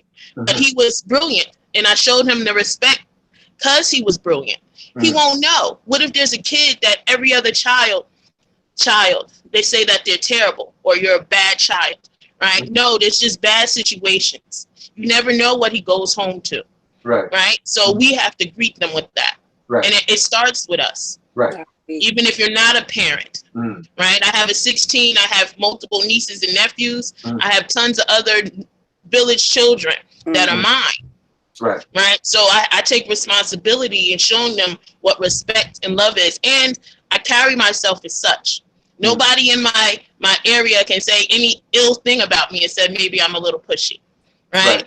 But my son in my home he only sees good things. So that he takes that out there. We have to be that example. And we have to pour that love out there or they will never know. Exactly. Absolutely, I agree with that. And so, Ms. Berry, we're going to continue to build on that. And I'm going to come to you right now, right? Now, that may be the case with, Sister Felicia and, Sister Aaliyah, who are, especially Sister Felicia, I can attest to that, just running into her in the streets. And she always greets you with love. I mean, with appreciation. The first thing you'll see is a smile. She gives you the benefit of the doubt before any judgment. And that's one of the things, I love about her. She's genuine when it comes to that. Now, Ms. Berry, right? When it comes to our children, when it comes, sometimes, yes, take for instance, right? A child is going through an abusive situation at home, whether it may be physical abuse, verbal abuse, and sexual abuse, but yet still, if you were in a situation, Ms. Berry, where the child came to you, okay, as a confidant, and their parents are not doing anything about the abuse, and they came to you, okay, and they trust you with that. Now, how would you deal with that? Is that something that you would, and the parents might be a little bit, ignorant, or I hate to say ghetto, all right, would you take a chance and go talk to the parents, or would you go to the police? And then by going to the police, now you're putting the child in a situation where it could be taken away from the home. I know that's a tough question, but how would you approach something like that?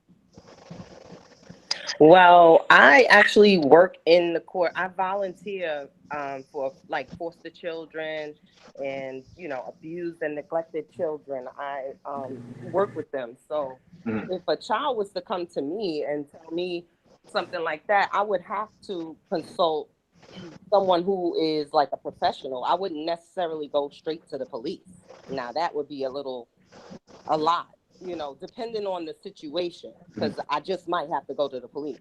Right. Mhm. But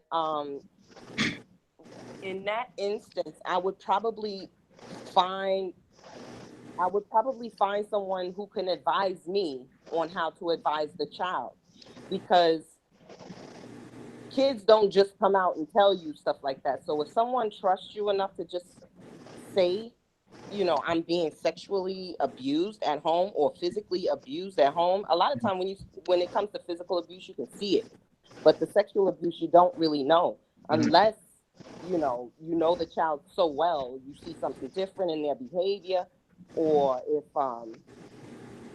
if they just feel comfortable enough to tell you something like that.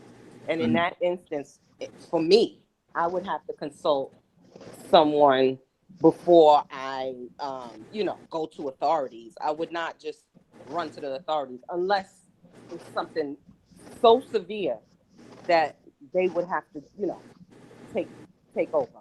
Right.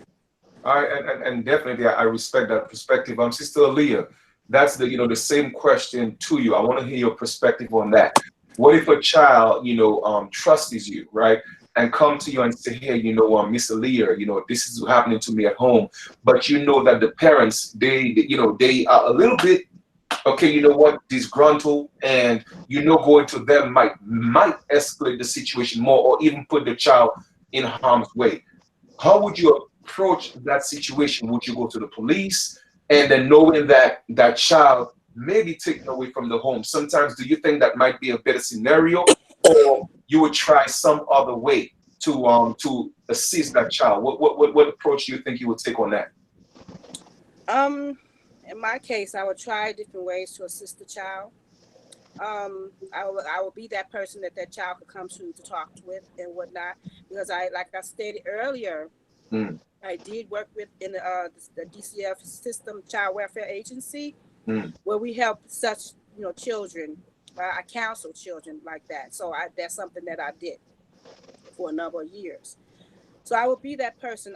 As far as calling, I was called the one of those. I had to report whatever when I went into the home and I saw certain things. I did have to report back because that was my job. mhm, Um, I would get them the help that they need. But so I only if the authority had to be called, if we had to get the police or whatever involved, or DCFS to mm, involve, if they were already involved. Um, I would take those steps to do that. mhm. But that's how I would get involved and talk to the child and be the ear or confidant for the child to come to, you know, as I did for a number of years, like I stated before. Again, Okay. I would do that. I would only if the authority figures are needed. Well, if like a physical violence happening, sexual abuse happening, yes, I would have to. That's something that I was mandated to report it. That's what the word I was looking for. Right. And I had to report those things back, and to be there for that child, because sometimes you're the only person that they can come to, Right.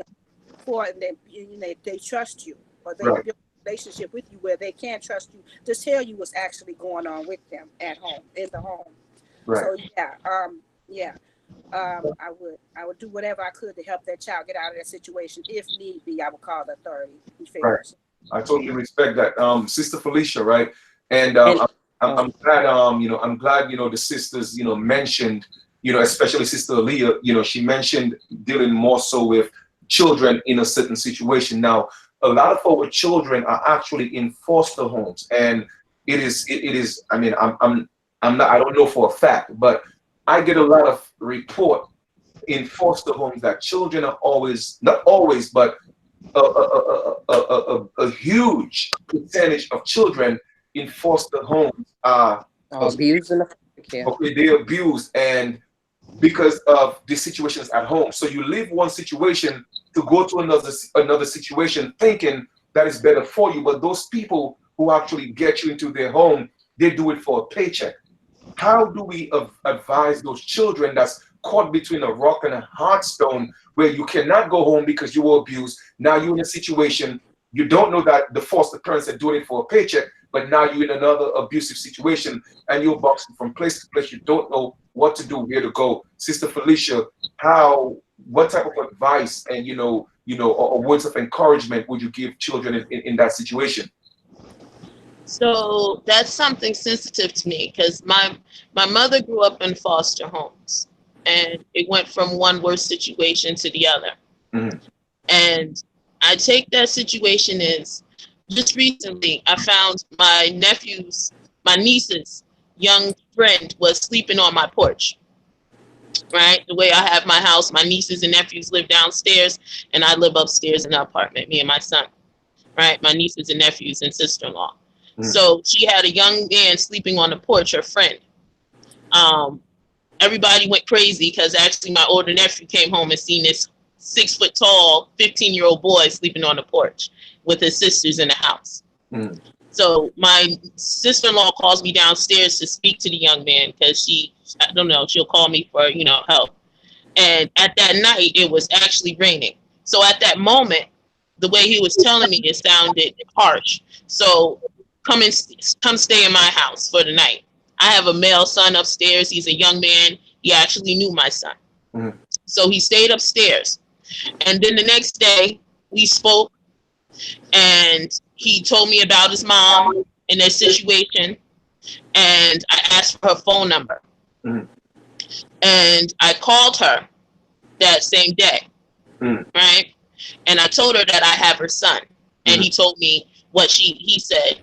But I didn't come off to her in a angry way, because I also know children's mind of what happens can be slated or sometimes tainted. So you have to see. I had to see if she was just a irate mother, or was she going through something. And what it was is that she was going through something. So I kept him for a few days, and with her permission. Right, because my idea is the police aren't out looking for my 15-year-old son. I will have the police out looking for my son. So I figured there must be something going on. I befriended the mother and found out what was going on. Stressful situation. She's new to the area. She didn't know anything. She's in a not healthy environment with her children. It's just a bad situation. But in the meantime, I'm counseling and pouring love and stability into their environment. Right? The young boy still feels safe with me. I wouldn't, if I was another person, I would have went right to the cops and put him in a different situation. Then it would have just been another encore. Because if there's if abuse in one house, DIFUS takes all the children. So I had to make sure that it's safe, because you could just be pouring them into a more terrifying situation. And DIFUS is not DIFUS anymore, DF something, child and family, it's not family anymore, child services. Right? So, and I know that they're not a pure place. They go out their way to make sure that it's not a healthy situation. And they pour into situations that are not, put you specifically in situations that are not a healthy home. And it's generational. So I think the cure to that is actually having women and men in the environment. Because I know officers that I know who understand this situation, that if I speak to, will handle a situation better than if you call the service in. Because it could have just been, because at that age, especially with male childs, they kick up. They're trying to carve out who they are as a man. And if they're not taught a healthy way to let out their aggression, and the parent isn't taught a healthy way to let out their aggression, it's just going to go from one ugly situation to another ugly situation. So that is just the biggest part. But you need people in the community. I'm blissful that she was trusting of me, right, to tell me, and I'm more blissful that he is trusting of me. To figure the situation. Even now, if I see him out and I catch him, like, look, what are you doing? His mother calls me and says, you know what, he didn't come home, or you know what, he wasn't doing this, right? So I can go out and give him a phone call saying, what do you need? What's going on? I didn't take it the way it's, oh, I'm coddling him to a point. I took it away as saying, what are you doing in this situation? And how can we help your mom be better? Right, right. And Right. And then I took it to her and saying, you know, he's feeling this way. He's not an adult. He can't enter, you know, all the stuff you're going through. He can't take that in. He's not an adult to learn how to, you know, deal with this stuff. So how do, you know, we have to give him something better. right, right. And that's a great approach. I respect that. And we're going to continue to build on that some more. So thank you for the input, both from you, Sister Leah and Sister Felicia. Miss Berry, let me ask you, all right, because seeing that we're speaking of abuse from pretty much every angle that we could come up with, that a lot of our children, you know, being faced with, and even Miss Debbie, you know, Nelson just chimed in and she said our children suffer too much, and that's true. Miss Plus said that then, you know, they led them up to shut them up, and that's true. So our children are going through a whole lot. All right, so Miss Berry, to you, right? Because a lot of times sexual abuse don't just start with somebody bust into your room, not all the time, and just attack you. Okay, and I'm speaking from both a boy and a girl perspective. It happens to girls more, maybe. I don't know. I can't say the statistics on that, but you know, sometimes it starts off with, you know, certain compliments, especially where you in a home and you know the situation and you know that little child is not getting love. But those people, they prey on that whole idea that that child is lacking, and then they come with the little, you know, the sweetness, you know, the compliments, and there may be a little touch here that may seem a little innocent, but yes, it progresses into something a little more aggressive. So, Miss Berry, like, could you talk to our younger sisters and brothers for certain signs, okay, that could lead to situations that could take them to a place where they are being sexually abused, and they could avoid those things? I guess I would say, you know, don't take anything from anyone, especially, you know, if they, I mean, like, you know, when they call themselves grooming the children, they do things to kind of make them comfortable, you know. So if you notice that your mother's boyfriend or your friend's father or your friend's mother is being too nice and just, you know, overly uh nice, then you want to just look at that twice, you know, because there's something behind it. Usually there's something behind it. You should not just accept that they're just being nice, you know, especially in a situation where you mentioned that they might not be, you know, loved in the home, and whoever the person is that is trying to take advantage of them might notice that and try to, you know, play to that. But at the same time, I would advise that you just, you know, watch yourself.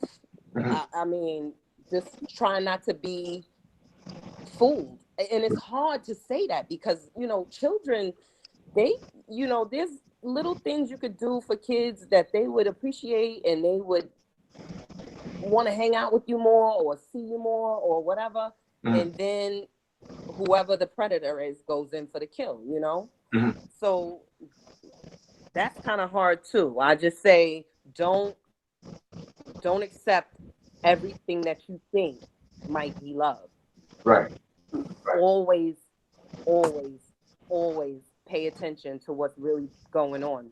And that's kind of hard to say for children, like I said, because they can be manipulated easily, especially if they, you know, are seeing things that they don't see at home that they're impressed by, or that they might, you know, like. It's just, you have to be very careful. I just think parents should really pay attention to their children. And I know it's not always easy because, you know, people are at work. There's a, you know, single parent household where, you know, you're not always there.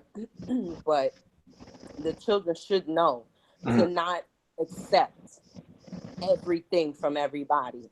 Right, right. I appreciate that, and you're absolutely right on that. And once again, we were talking about abusive relationships, in every form, whether it may be a platonic relationship, and because that happens sometimes, it does happen.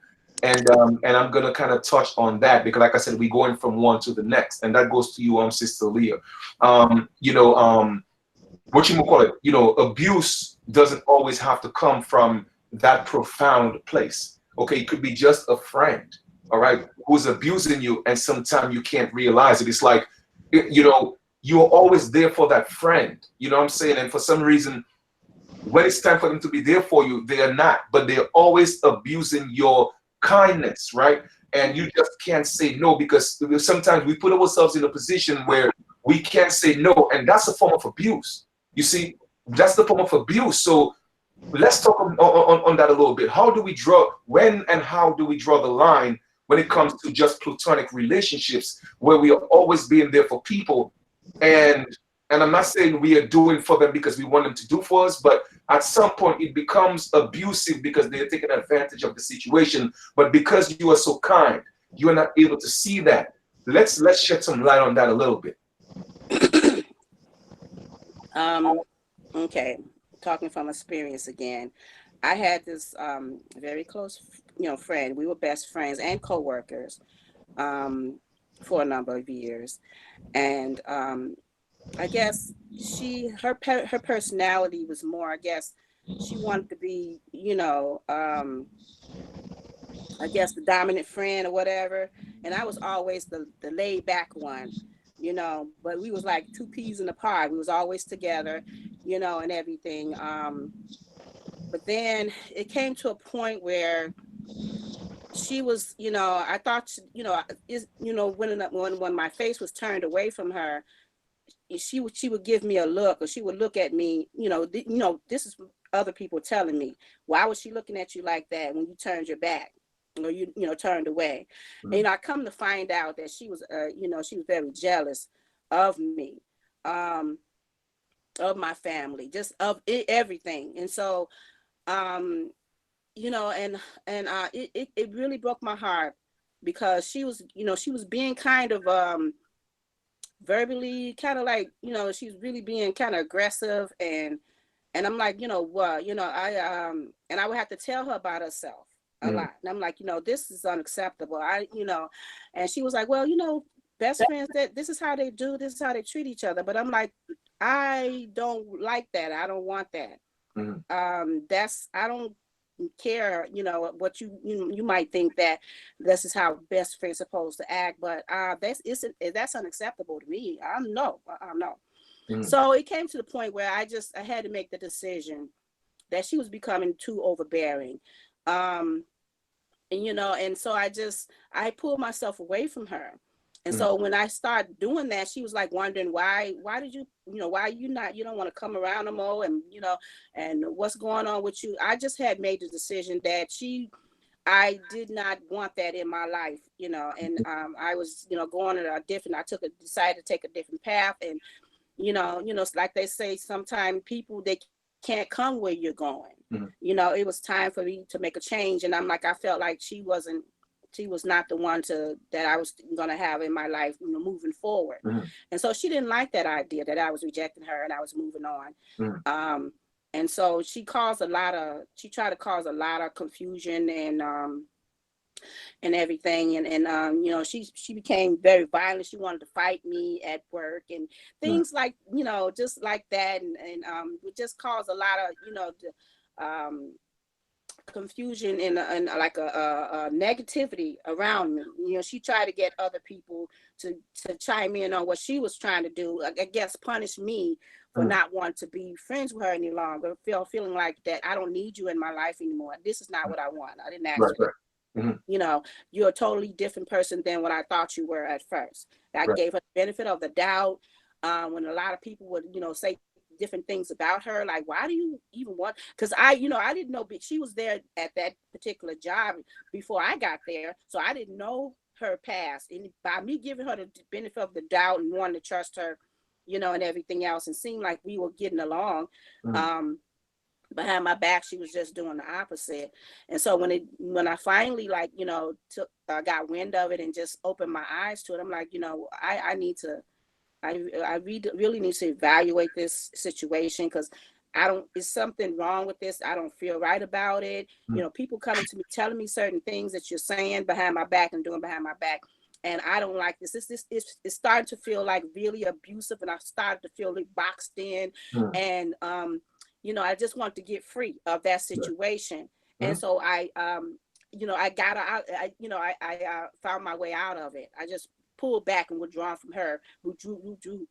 from her, you know, little bit by little bit, Mhm. because I knew that it wasn't, you know, it was wrong. She just, you know, she finally showed herself, you know, Right. by pulling back. She, you know, she just became more and more aggressive. And I'm like, no, no, no, no. You know, what they were saying about you is I guess it's true. You're showing yourself. So after that, you know, I did pull away, and, you know, went on about my business.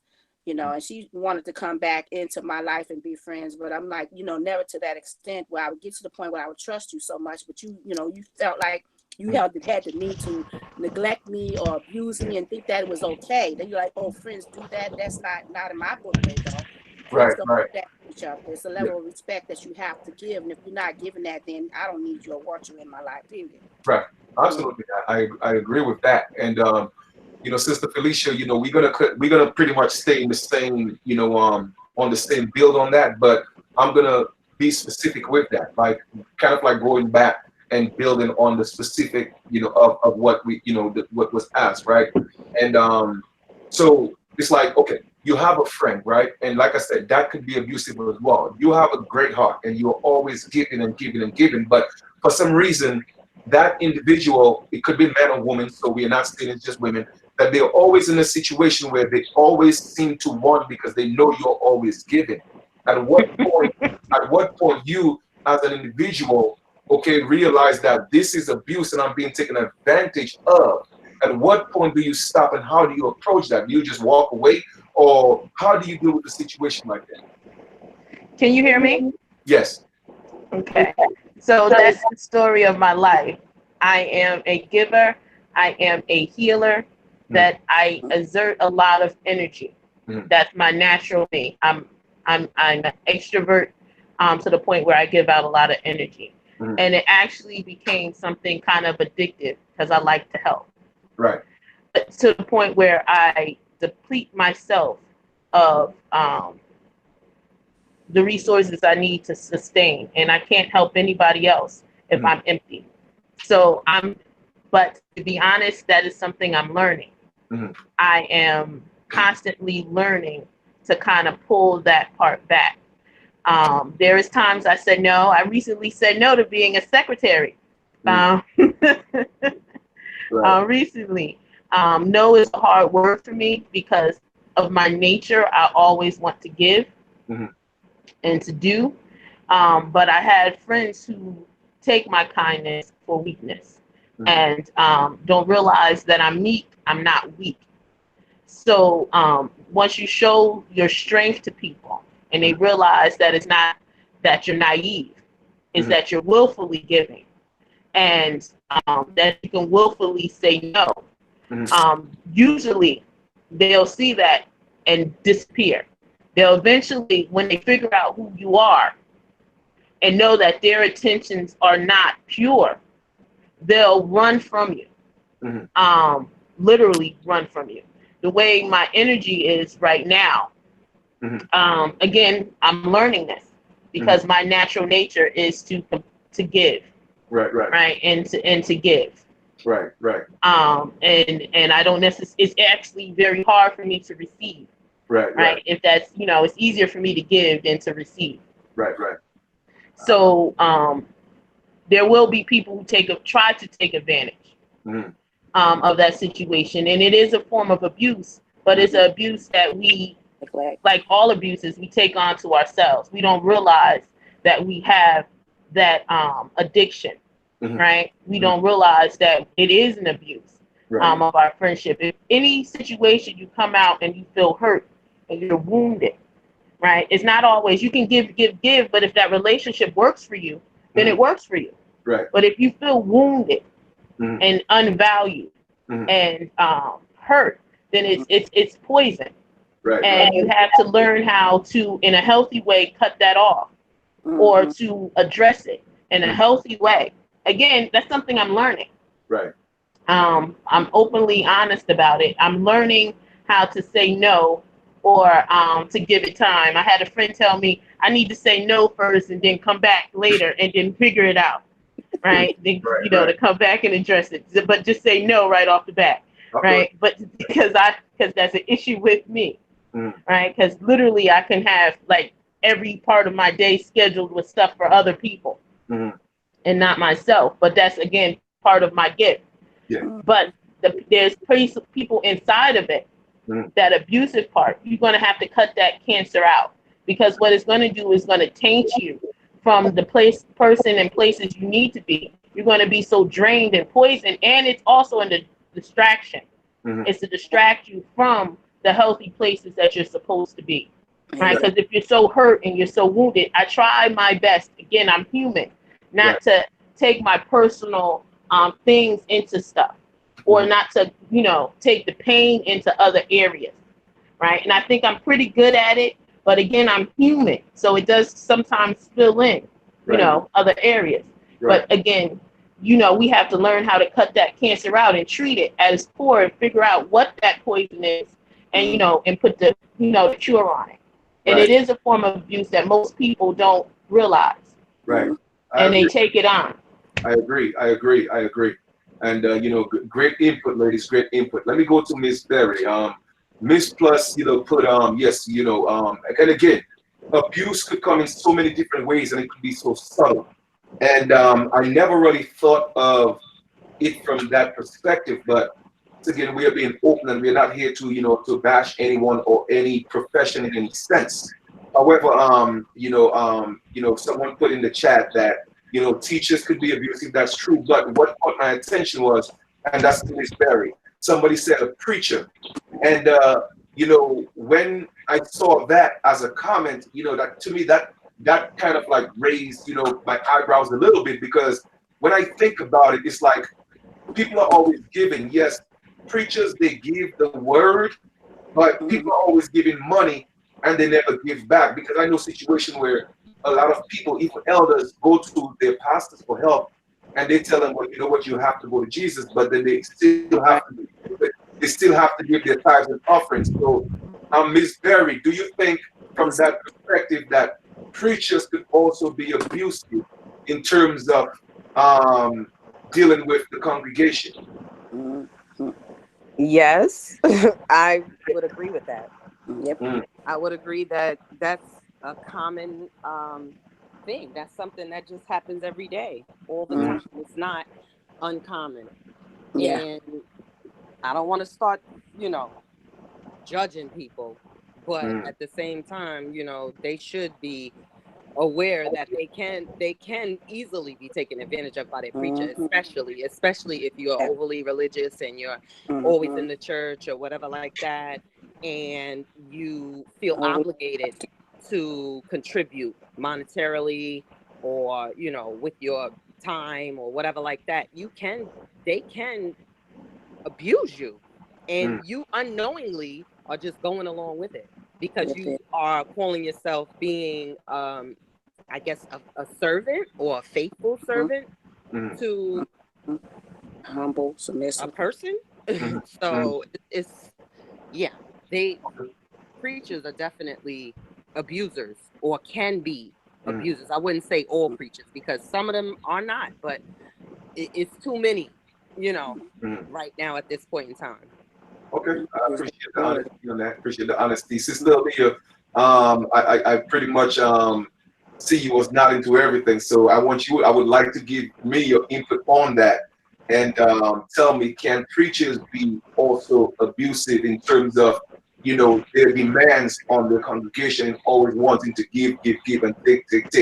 Can that be an abusive relationship between pastor and congregation? Absolutely. Absolutely. I think so. Mm. I definitely, and as I said from experience, um, saying it from experience. The times that we went to, for help, back in the day, we needed certain things and everything, raising a family, being young, and everything else. You go to your pastor, or somebody in the church for assistance or help or whatever. They're looking for that, the tithes and the offerings, definitely. You can't skip out on that. But when it comes time to, that you have met needs that need to be met, they like, they'll give you a scripture and tell you to go and pray and, and everything else. And but then they don't help. Mm-hmm. So yes, and that's a form of abuse, neglect. Mm-hmm. Most definitely. Yeah. Yeah, I've seen it happen, not only to my family, but to a lot of families, where Okay. these pastors and preachers, they neglect their authority, and their positions of authority, and they use that to neglect other people, to use them or whatever, whether it's sexual abuse or Mm. physical abuse or whatever. I've seen it all. So yeah, yes, that is a form of neglect. Like, um, like Miss Berry said, not all of them are like that, but too many of them. Too Right. many of Right. these pastors. You trust them. They're supposed to be a leader of the church, but a lot of them are leading their people astray, not Mm. telling the truth, holding back, withholding information. Say, for instance, who we are. They know who we are, Mm. but they hold that because of a 501(c) or whatever they call it. Mm. They they accept money from the government. They can't tell you the truth. They don't supposed to get it in politics or whatever, let you know what the truth is, who you are, where you came from. Like the people, the us Aborigines, Mm. they know who we Right. are, but think they're gonna tell us? No, Right. because they are sworn an oath or whatever to not to tell us, to continue to mislead the people. Right. Right. And yes, tell them about tithes and everything. But if you read, you still do study and read the Bible for yourself, you'll see that the tithes back in the day, that was like food. Right. It Right. wasn't necessarily money, and it was only so often you had to pay, your tithes of the land or Right. whatever at certain Mm. times and everything. But and a lot of people, they trust them. They don't, read for themselves. They don't study for themselves. They just take every word of what these pastors, and they know that they do, that their congregation does this, and that's why they lead them astray, just like sheep being led to the slaughter. Right. Right. I appreciate your honesty on that. And you know what? I'm not gonna skip Sister Alicia on this one because I know she's waiting to give her input. So I'm gonna go in a little bit. Don't assume what I'm gonna say. No, I'm not assuming what you're gonna say. I say I know you're gonna go deep on this one. I don't know what you're gonna say honestly. I really don't. So I'm not gonna assume. But I also want to add in there, right? And we're not gonna make that based on religion, but um, do you think that pastors, okay, they they sometimes, not all of them, but a lot of them are actually abusive when it comes to demanding too much from their congregation, and all they have to give is the word. But when it comes to tangible assistance or help, like Sister Aaliyah said, go to a chapter, but you always want something, you always want money. All right. Do you think that's true, or what's your take on that? So I do, yes, believe that a lot of um, pastors, religious leaders, people in that situation take advantage of people's um, trip to heaven. And I think it's because they yield power. It's a power stance. And also it's a lack of knowledge. If you hear most pastors and you go to, hence disclaimer, you know where I come from Mm. and the title I claim for myself, right? Mm. And most of these in that tradition, they don't necessarily go from scripture, they go from doctrine. And in their doctrine and the rules of their denomination or whatever sect that they are, those are different standards than the holy scriptures or religious path. But in that power corrupts absolutely Mm. and completely. And if you can get something from someone, you Mm. feel that you are um, entitled. A lot of them feel entitled. And they're also persecuted souls. Most people who are chosen to lead are heavily afflicted, right? They come under a lot of torment to keep them out of their natural path. And if they themselves do not fortify themselves, they become just another hand of the corruption, right? A lot of pastors, they say tithe, you have to tithe. But just like the sister said previous, it wasn't necessarily the tithe, that was for the Levites, right? You just supposed to contribute, you're supposed to give an offering. For me, just to help take care of the surrounding, but the Levites were supposed to take care of the church. Exactly. That's who's supposed to give their that percentage. That is not for the common person, right? But a lot of pastors don't tell you that because they need their salaries. I myself, if I entertain the church, I don't go to a church where there's a salary only income pastor, right? I myself don't go to mega churches or condone them. And I know a lot of the pastors and a lot of local ones, and I have respect for them. But if you can't tell me who I am, right? You don't know if I go to your church, right? Then I'm just another person on your spreadsheet. And these structures are just organizations, and the pastor is just the CEO, right? He has a job to take care of the business of that church, right? Now, spiritual leader is something else, right? So when the pastors, they do take, if they can be two separate things. They can be just the CEO of the church, or they can be a spiritual leader. Some are both, right? But most of them are one or the other. And in that power, they take advantage. They see meeker. They see people willing to give. But again, like the sister said, that's because we want to take shortcuts. We don't want to do the work and look into ourselves. And that perhaps we don't want to see that we don't need any interceders, right? We can go directly to the source. And the source is in us. But we don't recognize that. We prefer, just like, they say in the story of Moses, it says he spoke to the I am on the mountaintop, right? But it also said in the real scriptures that he spoke to the voice spoke to everybody, and they begged him after they spoke not to, don't come to me anymore, right? Go to Moses, right? Just leave it with him. The people told him, look, we don't want to hear you anymore. It's too much. Right. So we as entities, a lot of times choose to put off the work to somebody else. And in that part, the abuse will come in because we, again, just like any other form of abuse, we grow accustomed to it. It's something common for us to see. So we just think that that's what's supposed to happen. Right. But that is not what's supposed to happen. Right. I respect that, and thank you for the honesty on that. And I'm gonna go to Miss Berry, right? We're about to wrap up soon. Miss Berry, right? Overall, okay, as a people, because we are talking all forms of abuse. When if I missed anything, then it wasn't intentional. But as a people, especially the Aboriginal people of this land, we are in a constant state of abuse. All right. And a lot of our people don't realize that they're being abused. So what advice do you have to the so-called Black men and women that's here in the Americas, but we are actually indigenous to this land, and we are being abused, but we don't know?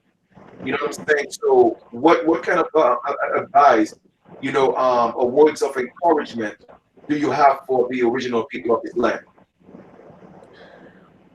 We are being abused by everyone, everyone, even our own selves. And it's sad. But I could say that in order to, there's a lot of things that I could say, but I'll say right now, at this point in time, I think that our people need to get a political education. If we're going to be here in this America, the one that we are in now, paying taxes to, that's a form of abuse. Like there's a whole lot of ways that we're being abused in regards to not being able to, I own my home, but I have to pay taxes on it. I own my car, but I have to pay taxes on it. I own my children, but if anything happens, they could just take them out of my house, So we need to gain a political education and begin to unify in some way in Mhm. order to have our needs met, if that makes any sense. Like in order to demand the things that we Mhm. insist on, not just stand around and Right. yell and scream and jump on everybody's bandwagon. We have to have our own agenda and Mhm. not Right. be abused and taken advantage of in the system that we live in. If you don't want to be here, I guess you should go back the way you came from. But at the same time, what needs to be done is we should actually gain an education in in policy if we're going to be Right. here, because Right. we could complain about it all we want, but if we don't do anything to make any sort of a change or Mhm. begin to understand really what we're dealing with, Mhm. we are going to be abused for time memorial. Right. Right. Right. I agree. I agree. And we're gonna continue to build on that. I'm gonna go to Sister Aaliyah. Sister Aaliyah, I agree with what Ms. Berry said. And I want to expound on that a little bit in terms of, the cliche, if you're not from here, go back where you came from. But here's the thing, we don't have anywhere to go to because this is home. So Exactly. when it comes to that, us being abused and we are being told, if you don't like it, go back where you came from. Like, how do we deal with those type of situations? Because this is all we know. We have always been here. We didn't come here on slave ships. We have always been here. As a matter of fact, I would rather say, no, leave us alone and you go back where you came from because we have always been here. You know what I'm saying? But nobody's saying that. You see what I mean? But Sister Alika, Right. how do you tell our people, in terms of the abuse that we are dealing with from just everybody, how do we deal with that? Self-education, educate yourself, learn um, your rights. As an American Indian, learn the treaties that were supposed to have been between us and I guess the Caucasians or Europeans or the Pilgrims, whoever that came over to this land, and Mm, before when they were colonizing it. Learn all those things. Learn UNDRIP, learn ADRIP, learn all of your rights. And mhm, like the sister said, Miss Berry, yes, get into politics. I believe I'm a strong believer in that we need to become more political. I know that they have a system set up, mhm, where it's right now it appears to be unbreakable, but everything, even with the one drip a day, it would, will be overtaken and break. That's with anything. If mhm, you pound at something often enough, it's gonna break. Even if it's something that seems unbreakable. So mhm, we need to get in there and continue to pound on this system until it falls over. You mhm, know, till it topples, until it crumbles within itself, implodes, anything. But we have to continue to take action, mhm, and fight back. mhm, Them telling us, "Oh, go back where you came from," because they put put into this system to teach us that we are Africans, that we came from Africa, and it's furthest from the truth. right. So you do have to stand up and you have to fight back, and you're thinking in your mind, why don't you just go back where you came from? We were fine and living in peace and tranquility, and we had our problems and everything, but this land was ours. Mhm, We were free in our mhm, own lands. Now you come over here and you setting up these laws, you colonize us, you enslaved our ancestors, you did this and did the other, the horrible, horrific things, atrocious things that they did mhm, to our ancestors.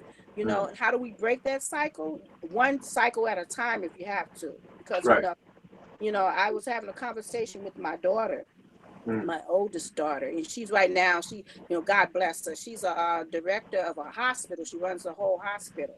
And I was telling her, that the reason why that I'm like a black sheep of the family. I came to be so that I could break a lot, those generational curses, all those cycles that was on my family. And I made a vow when I was very, very young to break those cycles. mhm, As they came through my grandmother and my great grandmother, all down to through my mother and to me.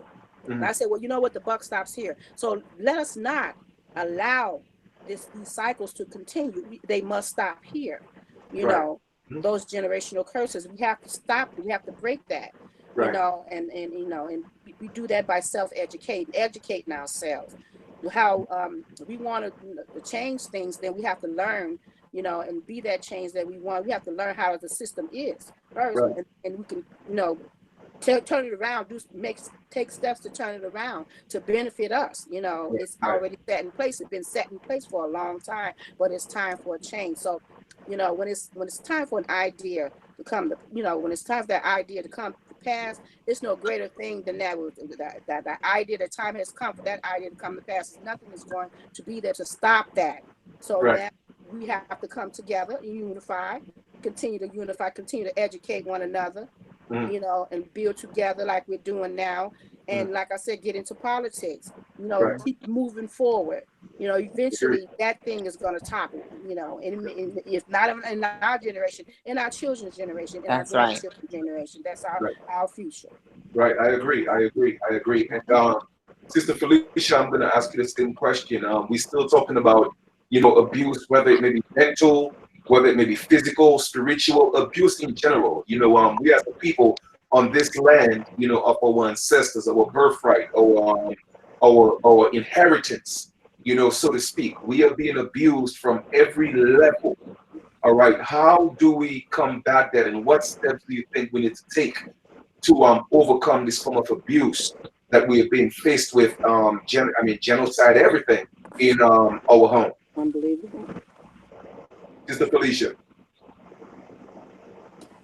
Are you talking to me? Yes. Okay, how do we come back, right? Something like what we're doing now. This is exactly what we're doing. And hearing the other sisters talk about political. Well, you know I'm political too, right? So you know my structure, and I believe in knowing the rules of their system, right? And knowing all rules, because then you have to know, because they don't expect us to understand and comprehend, but it's a system that came from us. And then also teaching our children, right? Understanding the system and teaching it to our children. And also knowing inside of their system that you can change it, right? These are living documents. So the power for us is to be sitting in those seats that make those decisions, right? See, we can no one's going to give up their power. There's no sane person that's going to say one day, you know what? I've been acting atrocious. My mother was atrocious. My daddy was atrocious. My grandpa and his grandpa were atrocious, right? Because then they'll have to admit that they are atrocious and their behavior is atrocious. What you see now are the frailing arms of a dying culture. We've come to the end of all the treaties. Times have opened. So what they're trying to do, and we talked about this, is kind of bring you back into something that's familiar. All these things that they spake, that go back, you know, what did the Trump say? Back to America, or whatever his red cap say. Yeah. Right? That's just saying go back to a time which I was on top and I felt safe. Right? These times are over. There's no going back to those times. Right? But what we can do is what they're expecting us to do is yield and submit. Because our ancestors didn't have the concept of this evilness that is going on. They didn't understand this brutality or this system of hatred, right? Interjected into their lives. Because they always had the sense of humanity that lived in them, right? And it lives in us. Because we, you know, we're the most forgiving people, right? We are the most forgiving people because we can't to that and move forward. We don't have enough arms and enough space on our backs to carry everything, right? But we have to heal ourselves. We heal fast too, right? We forgive because we heal fast, but we have to go in and make sure we're healing properly. We're sitting in places that make the decisions, that we're not yielding to someone else saying, Master, please help me, right? Because I'm at an age where I'm fully grown. My mom told me young, you pay the cost to be the boss. Right. So being the boss, if you want to be the boss, you got to get up there. Right. You got to put in those hours. You got to learn those rules. You got to sit in that seat that isn't, you know, the happiest seat. I served 5 years on my board of education. I was there 3 years wondering why people with no children who don't care about a child wanted to sit in those seats, because they want to control our future, and they wanted to control the resources that came into the area. Right. By the end of that, I was facing 3 to 5 years because I went into another town and said, hey, y'all black people got a lot of power here.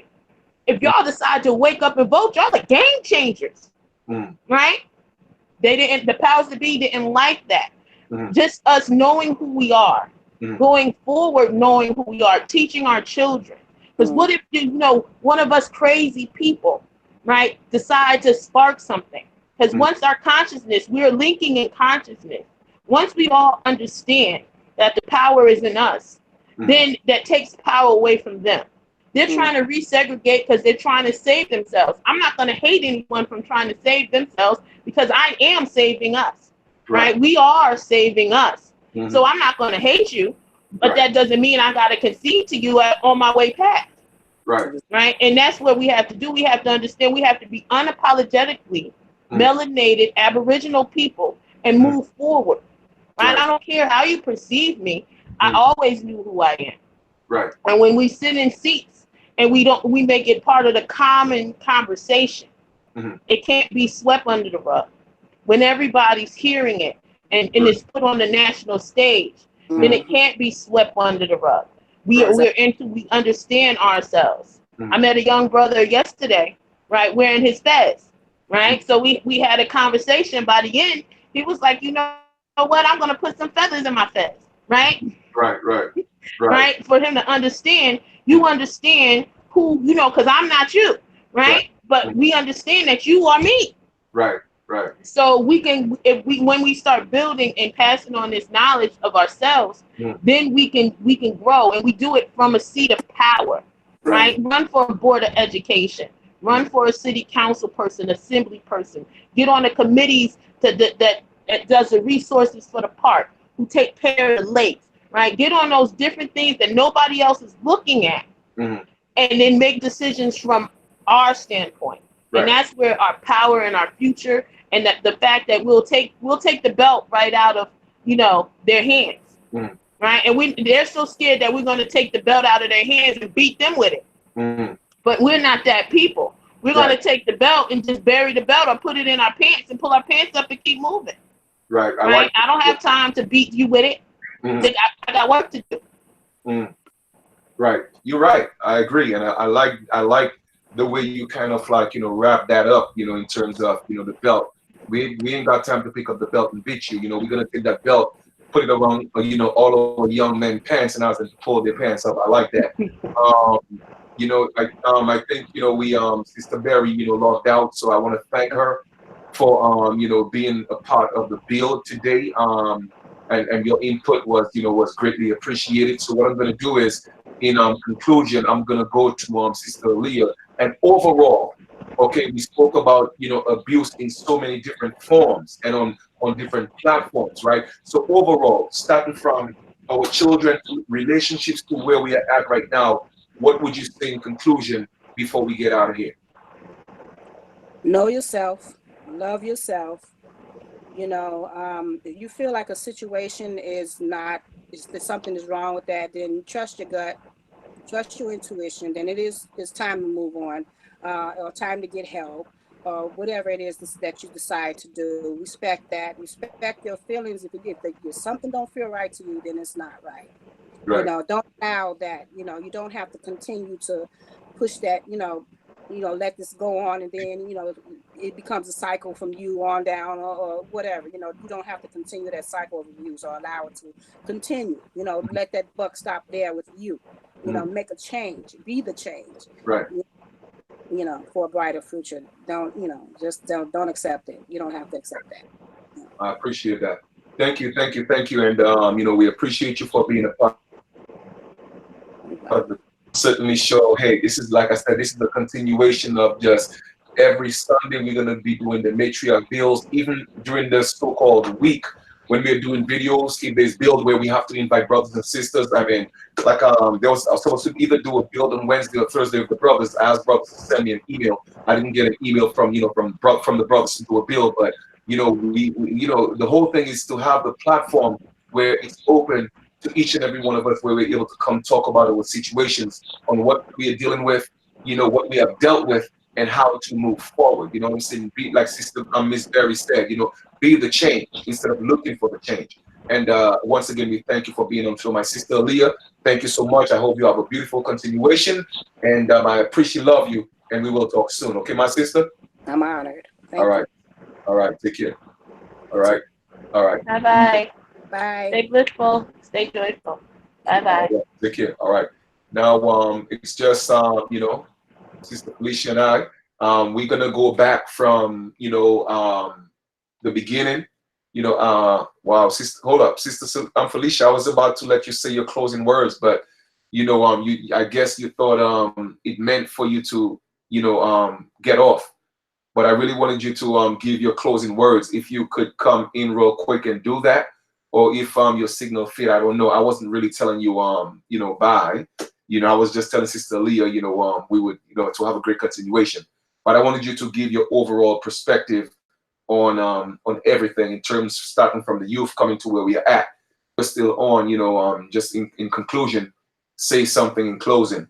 If not, then I thank you for your input, and definitely been trying to get you on the bill for a while, but you have to figure out the technicalities on your device, and I'm glad that you did. So thank you. All right. So brothers and sisters, people in general, I know some of the topics people may not, find engaging, but a lot of the topics are needed. This is one of the topics where I felt it was needed, because we need to talk about those situations. A lot of our children, are being abused. A lot of our children are being used and hurt, and they don't know where to turn. They don't know what to do.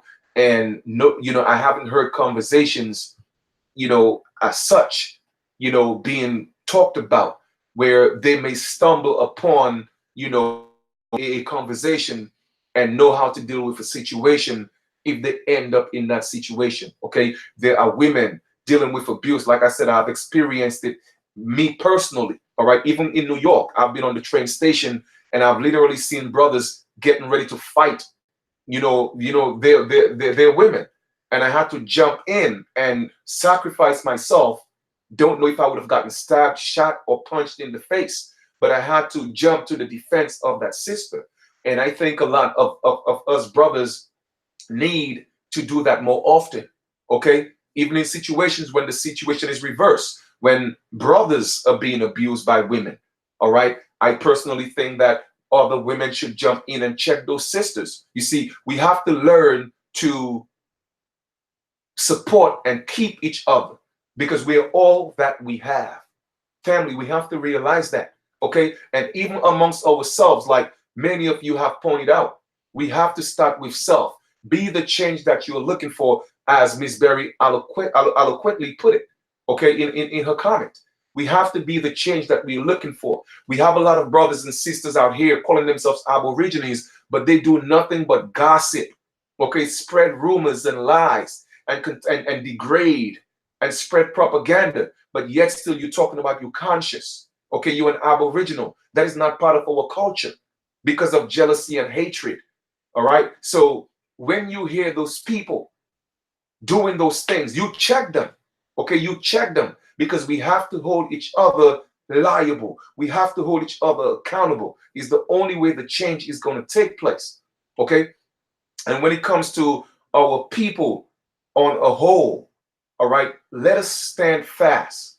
We are not going to continue to take this abuse from anyone. Okay, especially the real immigrants in our land, calling us immigrants in our land. All right. These people that's calling us immigrants, they have no home. They have been abandoned by their own people. Believe that. They cannot go back where they came from. So they are here, okay, calling our people immigrants, when the truth is they are the true immigrants. But they can't go back where they came from, because their people are looking down on them as invaders, okay, as people who stole somebody else's land, and you claiming it to be yours, and you still abusing them. They cannot go back where they came from. Okay, so they have to continue to spread the propaganda and the rumors right here to continue to try to fool the world. But we know the truth. They can't go where they came from. This is all they know because their people, all right, that where they came from have already turned their back on them. They are ashamed of them. And that's facts. They are ashamed of them, all right, because they're standing on a legacy that's fabricated, a legacy that was stolen. Their greatness came from bloodshed and murder and rape and pillage, all right. So we're not gonna continue to stand for the abuse. We're not gonna do that. Okay, at some point, a bully is gonna get pushed back upon. All right, so we are not gonna allow that. All right. So in conclusion, oh, you welcome, Sister Leah. Thank you, Jerry. P Funk said I have two daughters also helping me be the best I can be. Absolutely, absolutely. Because you see, and I agree with you. You know, Jerry P Funk. You know, when we have children, especially men, as having daughters, you know, we have to be the example to our daughters because we have to make sure that our daughters see the men that they are seeking in us. So we had to start at a very early age, opening up the doors for them, okay? Treating them, taking them out for father and daughter time. You know what I'm saying? Teaching them how they're supposed to be treated. All right. Red Wolf, you know, much gratitude, peace and love to you as well. You know what I'm saying? So those are some of the things that we have to do. All right. And to our young ones, you know, I know a lot of times, you know, you may be put in a situation where your innocence, okay, may be taken away from you or your innocence is being threatened. All right. It may come in the approach of a friend, a family, a confidant, a loved one. Be very mindful. All right. It's okay for people to be kind to you, but you have that innate feeling within you. Okay. You have a greater power in you that's going to tell you when something is wrong. All right. You have a greater power in you that's going to tell you when something is not conducive as to how a person should be dealing with you and treating you. Listen to your instincts. Even if your instincts are wrong, I would rather your instincts be wrong than you trusting someone that's going to hurt you for a lifetime. Okay. So, like Sister Felicia said, say no from the very beginning and let them prove themselves. Okay. Do not get into premature relationships. Okay. Whether take your time. All right. Don't force yourself into things that you're going to regret. You feel me? Learn to respect yourself. Learn to love yourself. Learn how to protect yourself. And anytime you're going through a situation that you feel threatened, okay, you will get a hint. Believe me, we all have that voice in us that always speak to us. All right. Anytime you get that feeling, put your guards up and talk to somebody. If you can't talk to your parents, talk to a teacher, talk to a cousin, talk to a friend. Tell them, listen, tell your mom, this is what's happening. Tell your dad, this is what's happening to me. Talk to somebody. If you just feel something, okay? And then let the investigation start. And then let these people prove themselves because you have to protect yourself. All right? I am tired of our young people being hurt and being abused. I'm tired of our women being hurt and abused. I am tired of our men being hurt and abused. As a people, we have to learn to heal. We have to learn to love each other. We have to learn to take care of each other. We are all that we have. And anytime you have people out there talking bad and putting you down and degrading you and spreading propaganda and slandering your name, those people are not your friends. Okay? Leave them alone. Get them out of your life. All right? Run. And I'm talking about run like Carl Lewis, run like Usain Bolt. Run for your life. Leave them alone. Get away from those type of negativity. All right? It is time to move on. It is time to step up into a higher realm of thinking, of consciousness. All right? And allow these people to vibrate in their low vibrational frequency. They're not good for you, and they're not good for us as a people. Let the universe deal with them. That's what I do. Anybody who stand against me, who come against me, they have already been defeated. Okay? I don't let them get to me. Because you do good, people are going to talk. You do bad, people are going to talk. That's just the truth. So what do? You continue to walk in life. Okay? You continue to walk in the light. You continue to walk in love. all right? Because it's going to hurt them more. It's going to hurt them more. And one thing people have to remember is this, all right? Whenever you set a trap for your brother or your sister, whenever you dig a grave for your brother or sister, do yourself a favor and dig two of them, okay? Because whatever you put out there in the universe, it's going to come back to you. And not just on you, it's going to come back to you, your children, their children, children, and their children, children, 7 generations. Just because you were vindictive, you were jealous, you were slanderous, you were spreading rumors, you were spreading gossip, and because you were negative. Okay, your entire bloodline is going to suffer because of you and your foolish pride and your ego. Okay, so stop hurting people. Give it up. If you want to hurt somebody, go hurt yourself because you deserve it. All right. So with that being said, I want to, yes, we have to follow our heart, family. You know what I'm saying? And even when we follow our heart, we still have to be able to discern, okay? Discern between truth and falsehood.